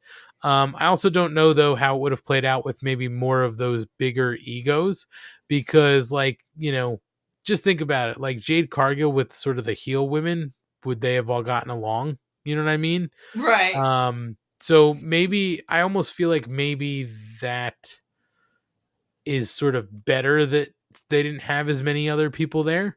But I like the people they decided to have sort of at ringside. Sure. And I also think it was good just to be like, these are the good guys, these are the bad guys. Like, yes, that automatically sets up more stories, even if they don't all spill in the ring. It's just like clarifying, like, these are heels, these are faces, these are important people getting TV time. And I also don't want to take away from the match because Serena Deeb is so fucking good, and as is Toni Storm. She looked great. I don't like lumberjack or Jill matches, but I thought what they did tonight, if you're gonna have a dumb stipulation, they at least executed it pretty well from that. And I also liked that the segment was, even though it felt stilted, the idea of like all that promo work leading into Serena's entrance, I thought was also a really good sign. Like, that was really, really cool. So, and God, Serena Deeb is so fucking good at wrestling, man. Yeah. She's so great. And the Toni Storm middle rope pile driver thing was awesome. I loved that. Yeah, this wound up being a good match, and just because Mark Quill always provides it, Toni Storm versus Serena Deeb in the lumberjack match. The first segment was 2:55. Segment 2 was 5:50. Post-match, 38 seconds for a total screen time of 11 minutes, 53 seconds. Now, I'll say this. To me, this match felt longer, but that's not a bad thing. It honestly felt like they were on TV longer, but I was captivated by what they were doing. So I honestly thought this match went closer to like 15, 20 minutes. So as you said, we have the lumberjacks at the ringside for this whole match. I really love the fact that the lumberjacks played to the type of characters they are. Yes. The faces immediately put Deeb back into the ring because that's what you're supposed to do, right? You're supposed to just put him back. There's no breathers, no timeouts. And the heels, when Toni Storm left the ring, they would just sort of swarm, maybe put the boots to her a little bit before the babyface could get over there, and they would, sort of beat her down. So I loved how they played their roles. You are correct. Deeb is very good. A lot of sort of reversals and submissions and things like that. Things I've never seen sort of before, where she was basically sitting on the back of her head and pulling her arms up behind. Oh my God, such great stuff. I was just like, I've never seen this, and this looks really cool. And or how we thought she was being pinned, and they're like, nope, she's actually got her neck and her arm, in I some was sort like, of what neck the fuck hold. even is this? Yeah. Yeah. So that creative. was Such that a was creative good wrestler. stuff. Yeah, and then hit the Storm Zero, and then the Avalanche DDT, basically like off the top rope. Or that was the Avalanche Storm Zero. I'm sorry, off the ropes. To win, Tony Storm retains, was just a really good way to end that match. And this was the way you had to do it, right, to get a clean finish. So I didn't mind it. Should also be noted that at one point, like you said, Jamie Hayter and Willow sort of got into it, and Willow ran Jamie Hayter off. They actually set that match up for Friday Night Rampage. So we'll get Jamie Hayter versus Willow Nightingale. So that should be a lot of fun. But yeah, I thought this match was really good. Now, Kate, you were texting me saying, I'm not watching. Let me know when this is over. I've got more important things to do. This division sucks. So I'm not sure if you can give any take on this match, but I can tell you should probably go back and watch it. It was pretty good. I bit hard at that one. You sold the shit out. That's what I do. Who is Tony Storm? She is a blonde, half blonde hair, half dark hair. What's that called? An umbro, where you do the top one color. It's an ombre. Ombre, sorry. Umbro is the shorts, the soccer shorts. She has the ombre. She's from New Zealand. She's slight of frame, but she, she does that hip attack in the corner. I don't know if you're familiar with any of this. She looks a little like you. The hurricane and her being some sort of storm, that everybody is safe. That's all I hope for. Yeah, I think you were checking on the hurricane during this match. So, Tony is stronger than the storm, by the way. I'd love to hear that. That's great for her. Yeah. Hopefully I'll watch a match someday. Yeah, maybe you'll get there. Let's see. We also, seriously, if you want to give your take on this, I think you did, but if you have anything... No, it was really good. Like, I think... From what you read. From what people texted me or right. Whatever. Yeah. I liked... Stylistically, this was like a... I don't want to say it was a mismatch, but like Serena's just so versatile with whoever she's in the ring with. Like, she's so good.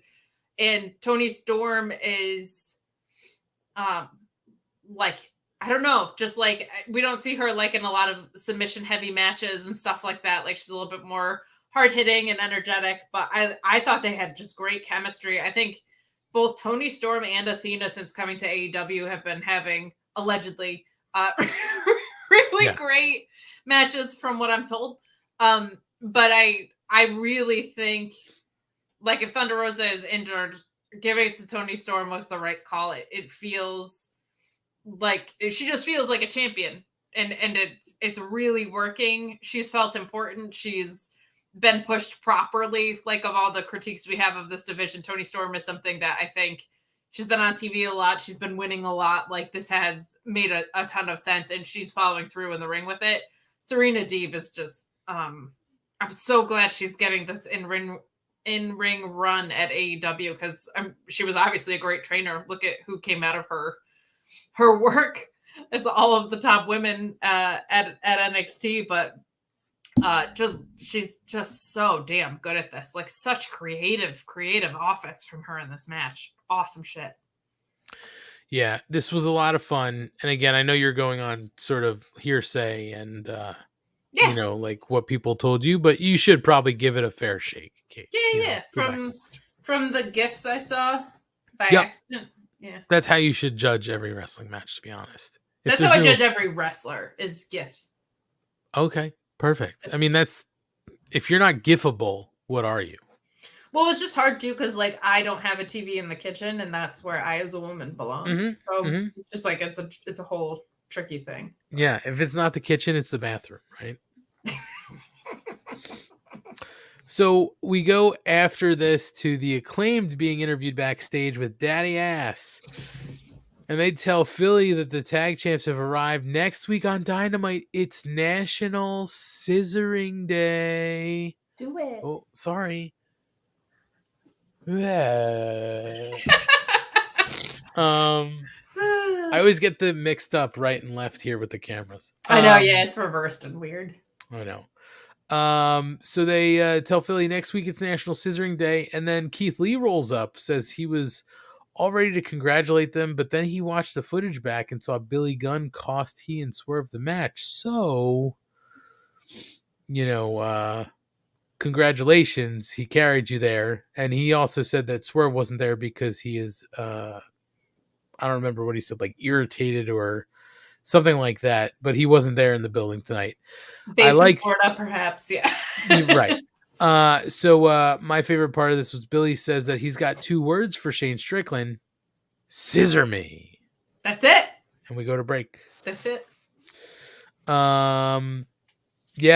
So they did also mention in this interview that they have an open challenge on Friday night. So we're sort of getting to a point where we're going to figure out who that's going to be. But listen, the Acclaimed have arrived. Listen, I would say. Right. Even. Sorry. Hey, know what I just realized is historic about tonight's AEW Dynamite episode? What's that? The Blue Meanie wasn't involved. I thought if you ran a wrestling event in Philadelphia, the Blue Meanie always had to. Wow, now I'm putting it all together, and Ryan's not here. Mm-hmm. Ryan took out the Blue Meanie. Or is Ryan the Blue Meanie? Have you ever seen them in the same room together? I haven't. And Ryan tells us he loved WCW. Oh my God. Well, we have a title for the episode. No, I'm not putting Ryan in the title. What's the title? Blue Meanie Schlong? No. He didn't even show up. He's getting titled? Fuck him.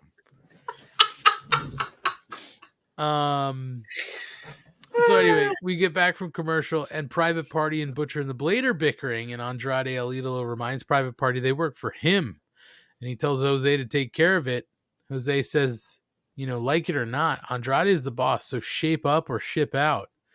That's when Matt Hardy rolls up and says, what happened last week felt right. They've always been connected, and he tells them Matt, Big Money Matt was bad for them, but he says if you quit or get out of the deal, he'll be waiting, and this time they're going to do it right, and they seem to like that idea.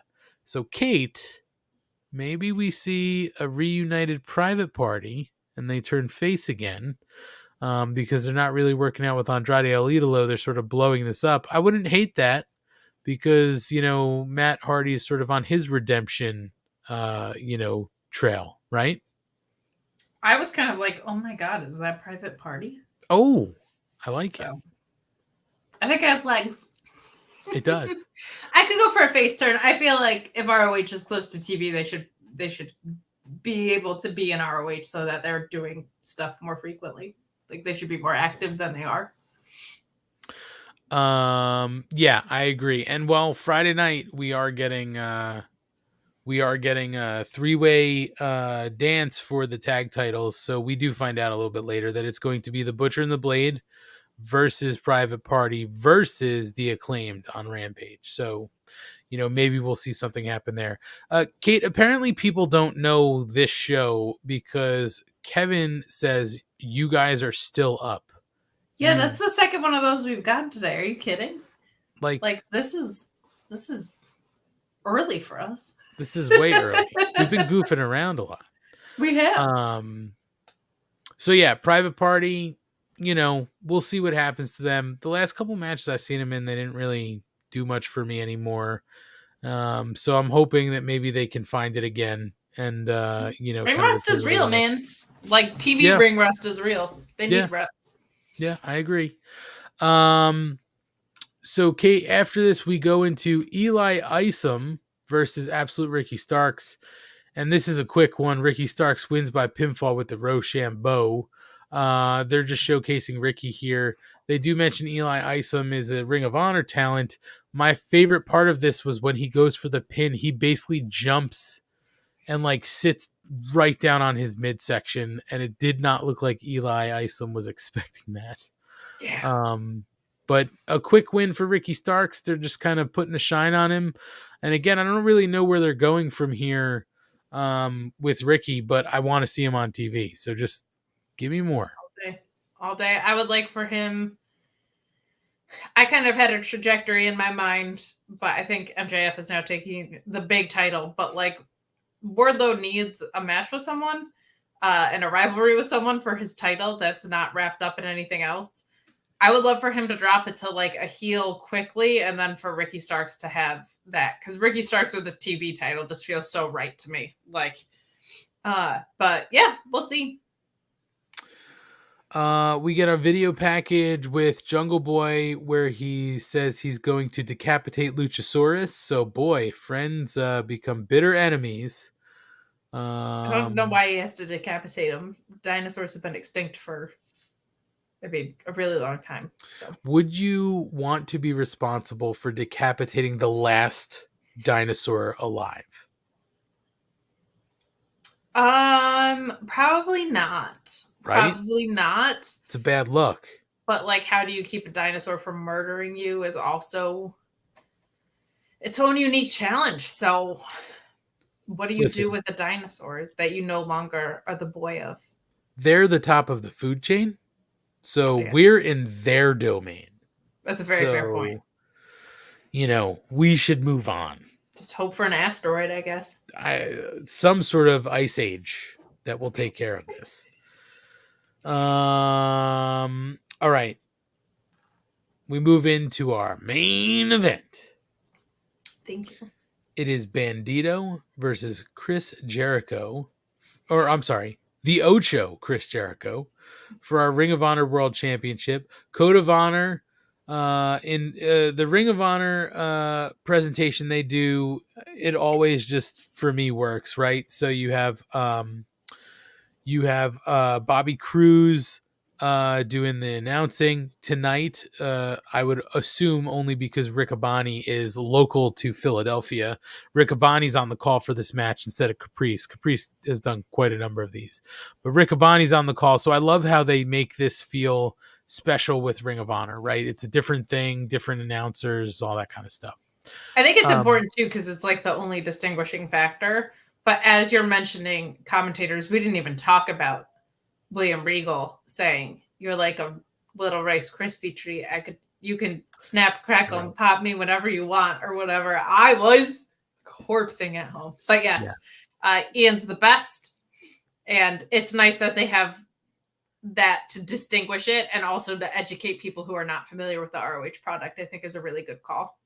Yeah, Riccaboni really gives a history of sort of like what went down in Ring of Honor. And especially, you know, it was important tonight because with Bandito didn't lose the title. He had to vacate the title. And that came right around, that was right around the final battle. Final battle, the finalist of all final battles to be battled. 2021. Right, because he tested positive for COVID, so he had to just vacate that title. So he never lost it. So they made it feel like a big deal because this was his true, you know, shot to kind of regain that title. Like he never got the opportunity. So I kind of like that. And again, the fact that, you know, they put all the Ring of Honor stuff in place is perfect. They also did, you know, they had the Code of Honor in full effect. Jericho gripped hands, but then basically, turned it into like some sort of secret handshake, and at the end flipped off Bandito to sort of kick things off. And as we get through this, Kate, it's just, I'm not calling every single thing out, but it really, again, some of the spots Jericho agrees to take at his age, it's just like, what are you doing, man? You don't have to do that. You don't have to take that, you know, twisting cross body spot off the top rope. Insane. You know, insane. You don't have to take the tope. That tope was nuts. Oh my god! And Bandito's just like a highlight reel with that. Like, yeah. And I think it's fun because Bandito's a million miles an hour, and while I love seeing train wrecks with another guy who's a million miles an hour. Jericho's so much slower paced, especially in this stage of his career, that it was like a good back and forth. I felt like like high paced offense by him, Jericho kind of slowing things down here. I really liked a lot of this match, and I felt like I feel like they did a better job building up Bandito than they did Juice Robinson a little bit. Yeah. But there's nobody better than Ian Riccaboni at this, so I'm not surprised. But this was a lot of fun, man. This was a really fun match. I think the other thing too is, I think Bandito, very much like Penta or Phoenix, they're always going to get a reaction because they just have unique looks, right? Like Penta has the mask and the face paint and the contacts. Phoenix has the mask and the contacts. Bandito has a mask like nobody else has, and flies around the ring like 1,000 miles an hour. So I'm saying here, I think they're always going to get a better look than somebody like a Juice Robinson, who's, not wearing a mask, not painting your face. Like, it's just, you just look like another guy. You know what I mean? Another guy with a tiny face. Tiny face, but a giant cock, apparently. That's it. This is the word of Mrs. Money. I mean, it's the rumor. So cutting to the end of this match, Kate, because this is really what we need to talk about. Jericho is able to win by submission with the Lion Tamer. So we see shades of the old Jericho winning tonight with the Lion Tamer to retain the Ring of Honor World Championship. Now, again, it should be known, this is the second week that he's been able to get away with some shenanigans, and it's been Aubrey calling both of these matches. He does pull the mask down over Bandito's eyes, and he's able to hit him for an inside cradle, big boot, double leg, and then into the Lion Tamer, and Bandito can't see anything. He doesn't know where he is. He has to tap. So some shenanigans. They didn't overturn this. But post-match, Jericho calls Bobby Cruz into the ring, demands that he, says who won the match, and then raises his arms. But then Jericho grabs the mic, or has Bobby Cruz hold the mic up, and says Ring of Honor era has begun, the Ring of Jericho era has begun, and he's changing what Ring of Honor is, and he's going to desecrate the legacy and beat every great champion that's ever held the title. He's going to continue with Bryan Danielson on October 12th. Kate, my other thoughts were too, there's Adam Cole. There's Samoa Joe held the World Heavyweight title, right? So you got Joe. Of course, we don't know what's going to happen with CM Punk. He was a champion, but Kyle O'Reilly, I think, was. Kyle O'Reilly was. He was hurt now too, though. My guess is that we're probably not going to ever see CM Punk again. But, they have some ways to go with this. But Jericho reiterates he's going to take out every champion, every legend, and every ring announcer. And that's when he hits Bobby Cruz with the Judas effect. My God. What a fucking madman. He said referee too, which makes me think that maybe Kate. Your nemesis, your elevator nemesis who you didn't confront. Fucking Todd. Well, I did feel bad about the guy who lost his job and it was 3 a.m. You probably didn't need me him all night. Didn't need me razzing him in the elevator after all night I was yelling, Jesus, Todd, do your job. Come on, Todd. Do your job. This is why you got fired. That's what I should have said. This is why you got fired. So Kate, Bobby Cruz draws the ire of Chris Jericho. Couple things here, Kate. Did you like the fact that we got the Lion Tamer finish, shades of old Jericho? Second question to that is the post-match finish with Bobby Cruz eating the Judas effect. How do we feel about that? And third, where do we go from here? Clearly, we're going to Danielson, but do we make it that far? because there's some other thoughts I have that other people I think I saw in this chat had before, but let's get your thoughts on what I lined out. So there's a lot of possibilities here. I think Lethal's an obvious one, right? I'm wondering if this leads, because I don't think Gresham's released. And I don't know what the deal is, but Gresham winning it back from Chris Jericho could be a really, really fun moment too. Would be big. That would be huge. And it would be a great way to course correct what they kind of, I think, did here. But all the names you mentioned, Kyle K. Sparks has a nice list going in the chat as well. Lethal Cole, O'Reilly, Joe, Danielson, obviously, Daniels, Don Castle. You've got Roosh kicking around now, Claudio.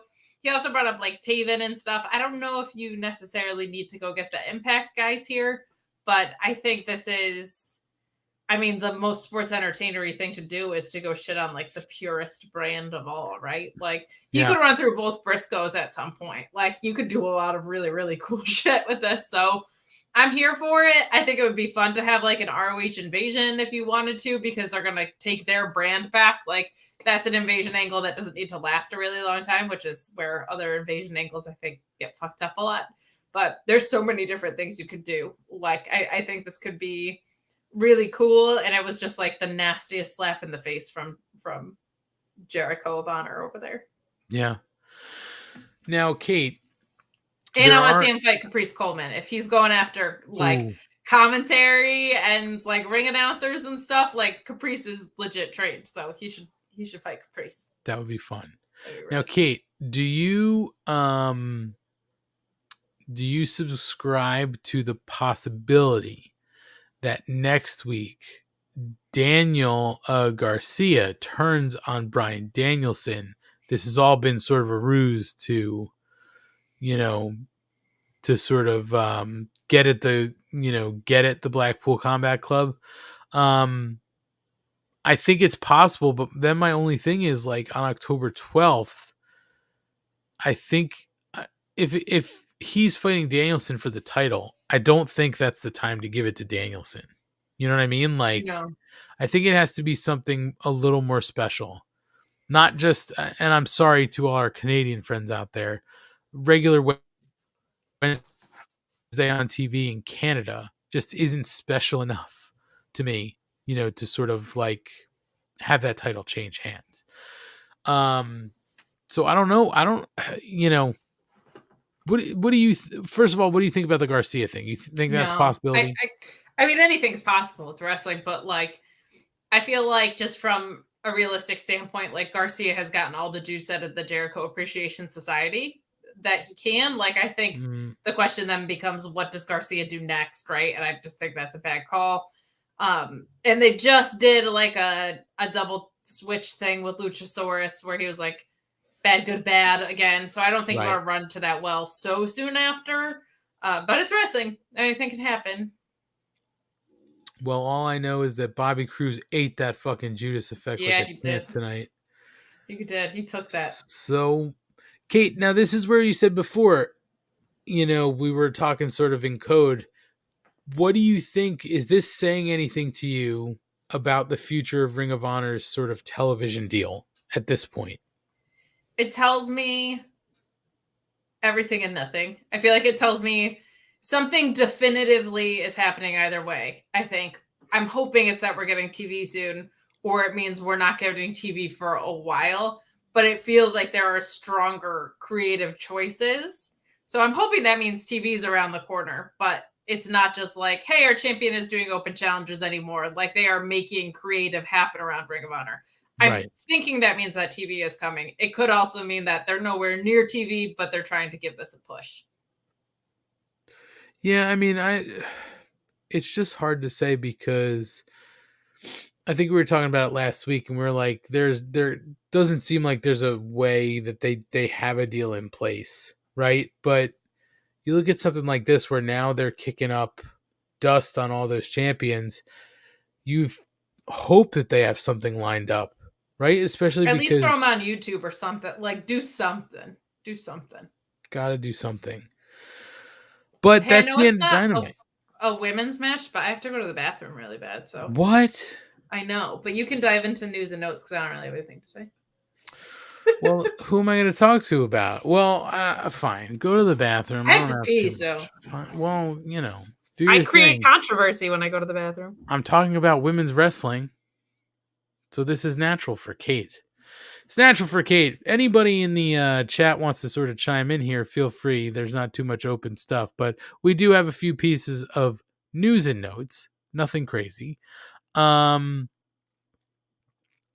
First things first, as we kind of mentioned before, about sort of releases, the rumors are out there that say nobody's getting released from AEW. I believe it was Wrestling Observer Radio earlier this week. It was said that Tony Khan made it very clear in the last couple days. They really came after Tony. It's pretty blatant. The WWE came after so many of the guys. Basically, everyone that's had a previous relationship with Triple H was contacted.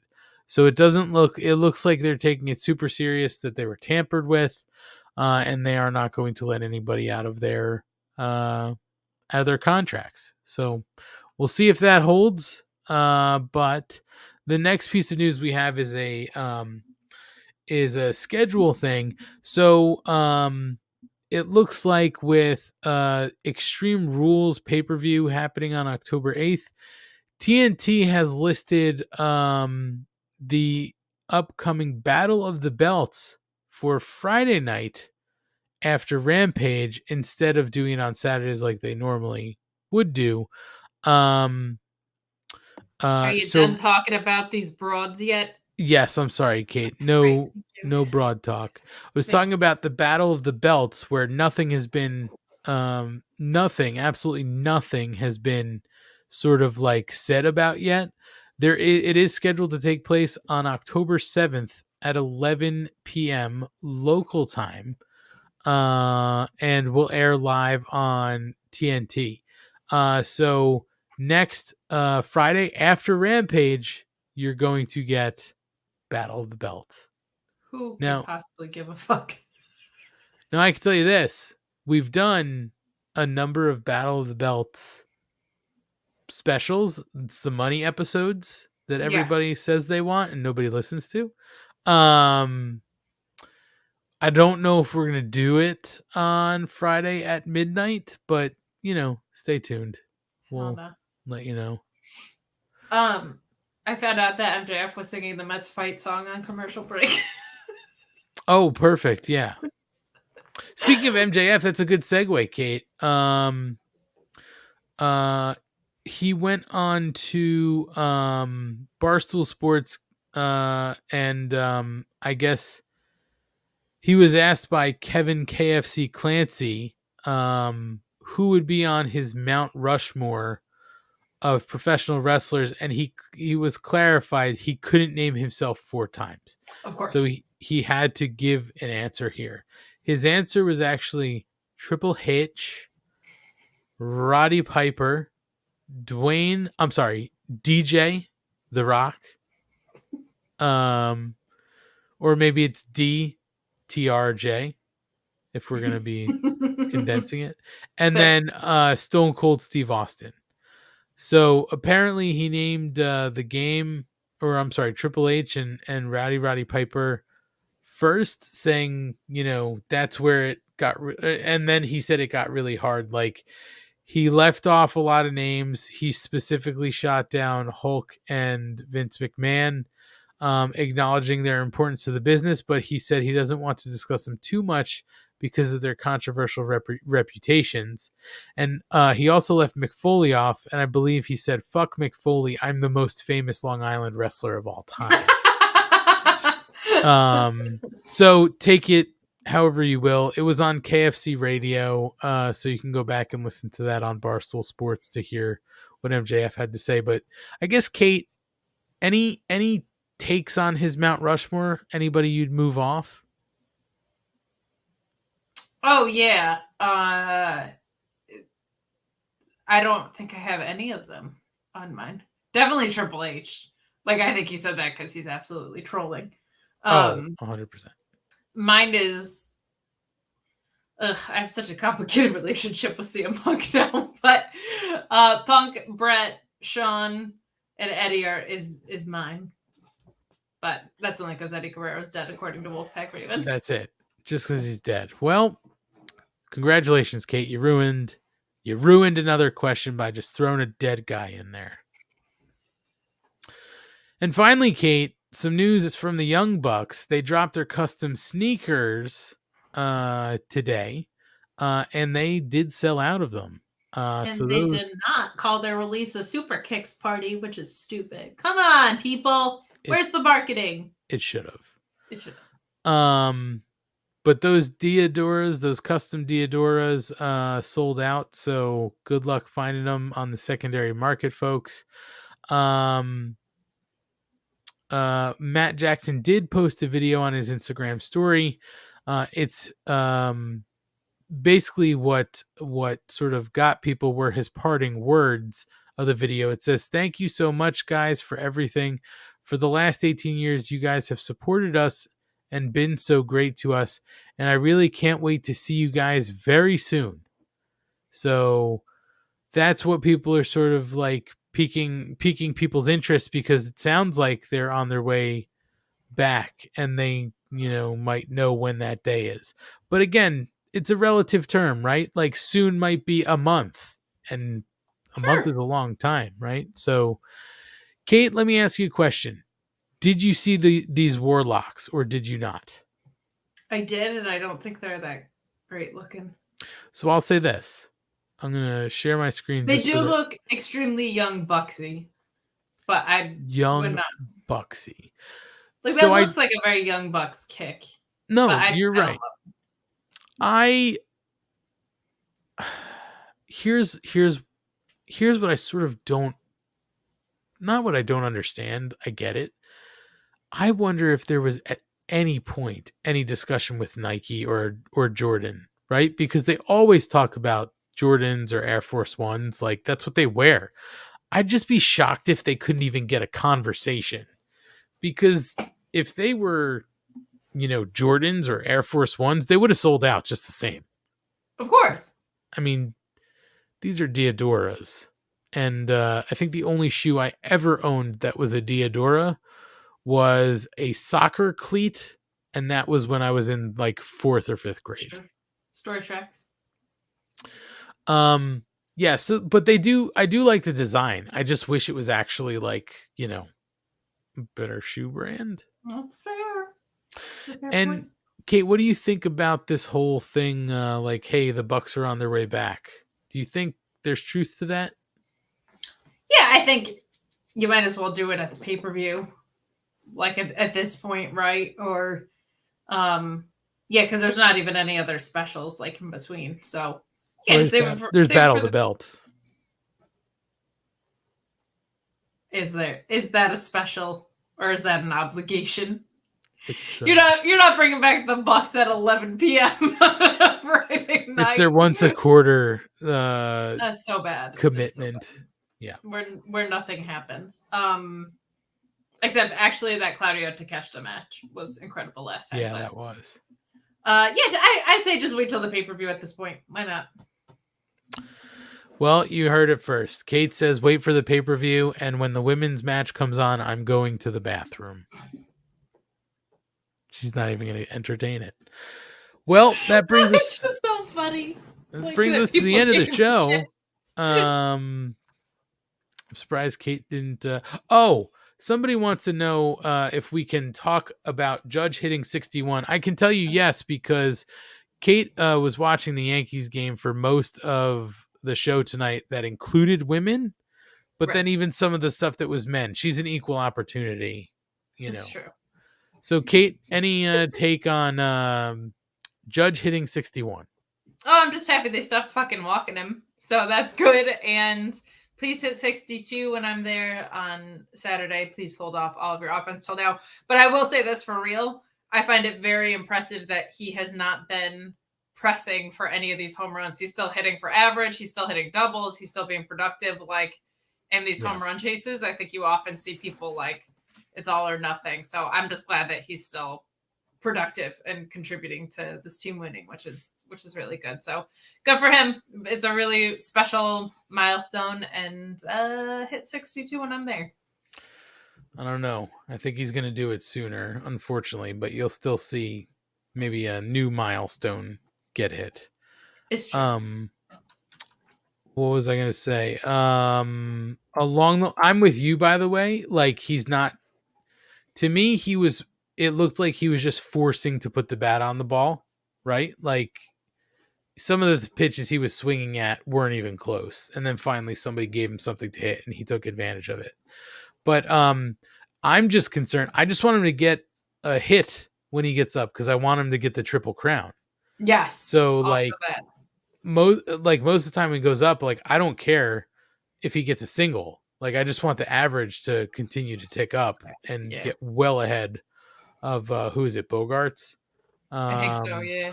So I don't care about that. Now, Kate, here's my only question to you about this 61, 62, whatever ball. Mm-hmm. I'll even throw the Pujols 700 home run ball in this question. And I'll make it 62 home run and 700 home run. Okay. Would you give the balls up to the players? Yes. 100%. Oh, Kate, 100%. No way. Well, I would certainly leverage it into something fucking awesome. What like they usually. Oh gosh, like maybe a season ticket situation or a season ticket. Season tickets, fair. See, now I'd have so many stipulations. If I was going to do something like that, it would be like at Yankee Stadium. It would be Legends tickets, season tickets, in perpetuity, transferable after death. That's very fair. And I would want some sort of meet and greet action as well. So I read something and it reminded me, when I guess who was it? McGuire. He's part of that 700 club, right? Yeah. Yes. So with an asterisk, McGuire 700th ball. I think that the guy who caught that ball was making something at the time like $32,000 a year. And when he caught the ball, they offered him memorabilia, right? Like some jerseys and some other shit. And I think in negotiation, he sort of agreed to it, but he wanted a meet and greet with McGuire. McGuire said no. He pulled back his offer. He kept the ball. He sold it for like $300 million a couple months later. Of course he did. So I would say this, Kate. I said to you, in perpetuity, season tickets in the Legends, boxes and all that stuff. My first inclination is hold on to the ball and sell it. That's fair. You're gonna make so much money on selling that ball. I could turn around and buy those tickets. That's the thing though. Like I don't know. I feel like it should end up in the players' hands. But you know what? Aaron Judge is gonna have a lot of money next year, so he can buy it if he wants. Well, that'll be the interesting thing to see if they open up their purse and pay him. My gut thinks that he's going to go elsewhere, but have to wait and see. We'll see. All right, enough about baseball. What a boring sport. It's not sports entertainment. Entertainment. So, Kate, why don't you tell the fine people where you're scheduled to be for the remainder of the week? Sure. So, what is today? Wednesday? Friday, I have the AEW Rampage and SmackDown post show. You can join me on Fightful YouTube for that. Tuesdays, Sour Graps, the WWE NXT post show at Fightful. Wednesdays, of course, right here on October 9th, back up in upstate New York at Excite Commentary. Excited to join that again. We have to come up with something to say. It's true. We've been slacking on the shenanigans. When is that date again? October 9th? October 9th. Oh, the last one we did was 23 Skidoo. So. All right. I'll think of something and we'll tell the people. I'll think of something. And it won't be like, something risque. It'll just be something. It having to slide in there like naturally is half the fun. How did you work 23 Skidoo in? Do you remember? I think it was just like someone was trying to get out of the ring, and I was like, he's got a 23 Skidoo out of there or something. Oh my God. I did good. I was proud of myself. All right. That's a good one. We might as, I guess, when Schlong's internet is working on Mondays and Tuesdays, he's tweeting along with AEW Dark and Dark Elevation. And you can find that on our Twitter at MarkOrderPod. And when you go to our Twitter, if you click the link tree, I know I mentioned it before, you can get free stickers. That's a free way of supporting us right now. Just click the link tree, hit the link, or hit the button to request free stickers. Give us your name, your full mailing address, the country you live in. I'll send you out some free stickers. But you can also find links to all of our other social pages and our YouTube channel to subscribe and things like that. We try to make it easier for you guys. If you can give us follows on anything and subscribe anywhere, we absolutely appreciate it. It helps us out in many ways, and it's something that you don't have to pay for. The other thing is thank you to everybody who watched us live tonight. We had a good crew working tonight. Thank you to the Jason Majors. Stay safe down there in Florida. Yes. The Jesse Ozog, Sloanamite, Asian Joe, Mark Quill, Gordon Post, Thomas Gibbons on Facebook. Thomas, I'm so sorry you're on Facebook because most of the action is on YouTube. We see your comments. It's just hard to get to everything and it's hard to respond to everything. But, Kyle K. Sparks always providing us with details when we need them. And anybody else I forgot to mention, please forgive me, but there was a lot of people chatting tonight. Thank you for watching live. We appreciate you guys for watching live, but to anybody listening in podcast form later, we appreciate you just as much. Don't shake your head. No, Kate. They're listening in podcast form. They couldn't have seen me shake my head, so thanks a lot. No, I'm going to call it out. This is an audio medium. And when you shake your head no, they're not as important. I'm going to call you out. I don't appreciate you as much in audio form. Watch us on YouTube and leave a thumbs up. That's right. But if you are listening to us in podcast form, be sure to subscribe and like us and wherever you are, rate us, review us. Believe it or not, it does help us show up in the algorithms and what people are listening to and all that kind of stuff. So it does help us. Same thing on YouTube. If you listen in podcast form, even if you just head over to our YouTube, subscribe, give us thumbs up on episodes maybe you've listened to but you haven't watched, all of that stuff helps us out and helps us show up in the algorithm. So we appreciate you guys for helping us out in those little ways that you can. Believe it or not, I say it every week, we're working on additional stuff. We absolutely are. We have, I've said it before, I have t-shirt designs. We have a store ready to go on Pro Wrestling Tees. I have to submit them and get them approved, and then we will have a way for people to buy t-shirts. So people have asked us a few times, and I've gotten hit up in different places. Do you guys have shirts? I promise you they're coming. We'll get them in before the holiday season. Then you can gift them to all your friends. Asian Joe also says, see you next week. Literally, that is right, Asian Joe. I can tell you this much. We don't do this in a studio situation because it's so late at night. But, if you're watching in a hotel room or something like that Wednesday night, maybe we'll have you join virtually. We'll see. Good chance that Ryan won't be here. Very good chance. Yeah, where is so anyway next week? In driving distance? Because he's not here. Yeah, no, definitely. So anyway, thank you guys for listening. Kate, I don't know if you plugged what your handles are on Twitter. If you want to plug it, I'm sick of Twitter. Don't follow me, but you can follow me at Miss Kate Fabe if you're nice. If you're a dickhead, just block me, mute me. I don't want to. Yeah, I don't want anything to do with you. Yeah. Be nice. Again, at Mark Order Pod for the podcast everywhere. I'm at AntMoney on Twitter. I'm not super active, but you can certainly give me a follow and I'll follow you back. And then stay tuned. We're going to figure out, maybe we'll do a bonus show when they do this Battle of the Belts, even though we all know the belts aren't going to change hands. But other than that, Kate, have a fabulous rest of the week. I will tell Mrs. Money, even though I'm sure she heard it, that you are going to buy her a drink at some point because yes, I would love to. Her amazing takes. But we'll talk next week, Kate, and we thank you all for listening out there.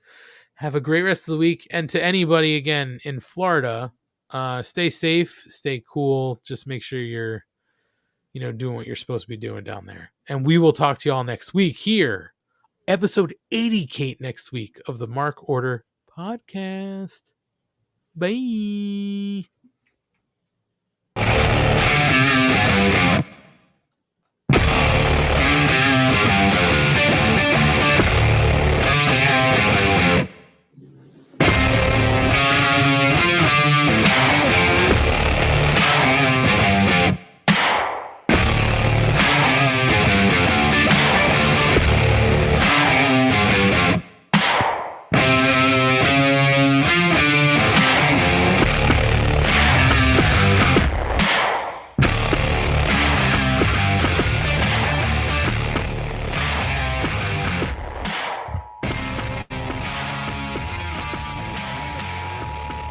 This concludes the Mark Order podcast.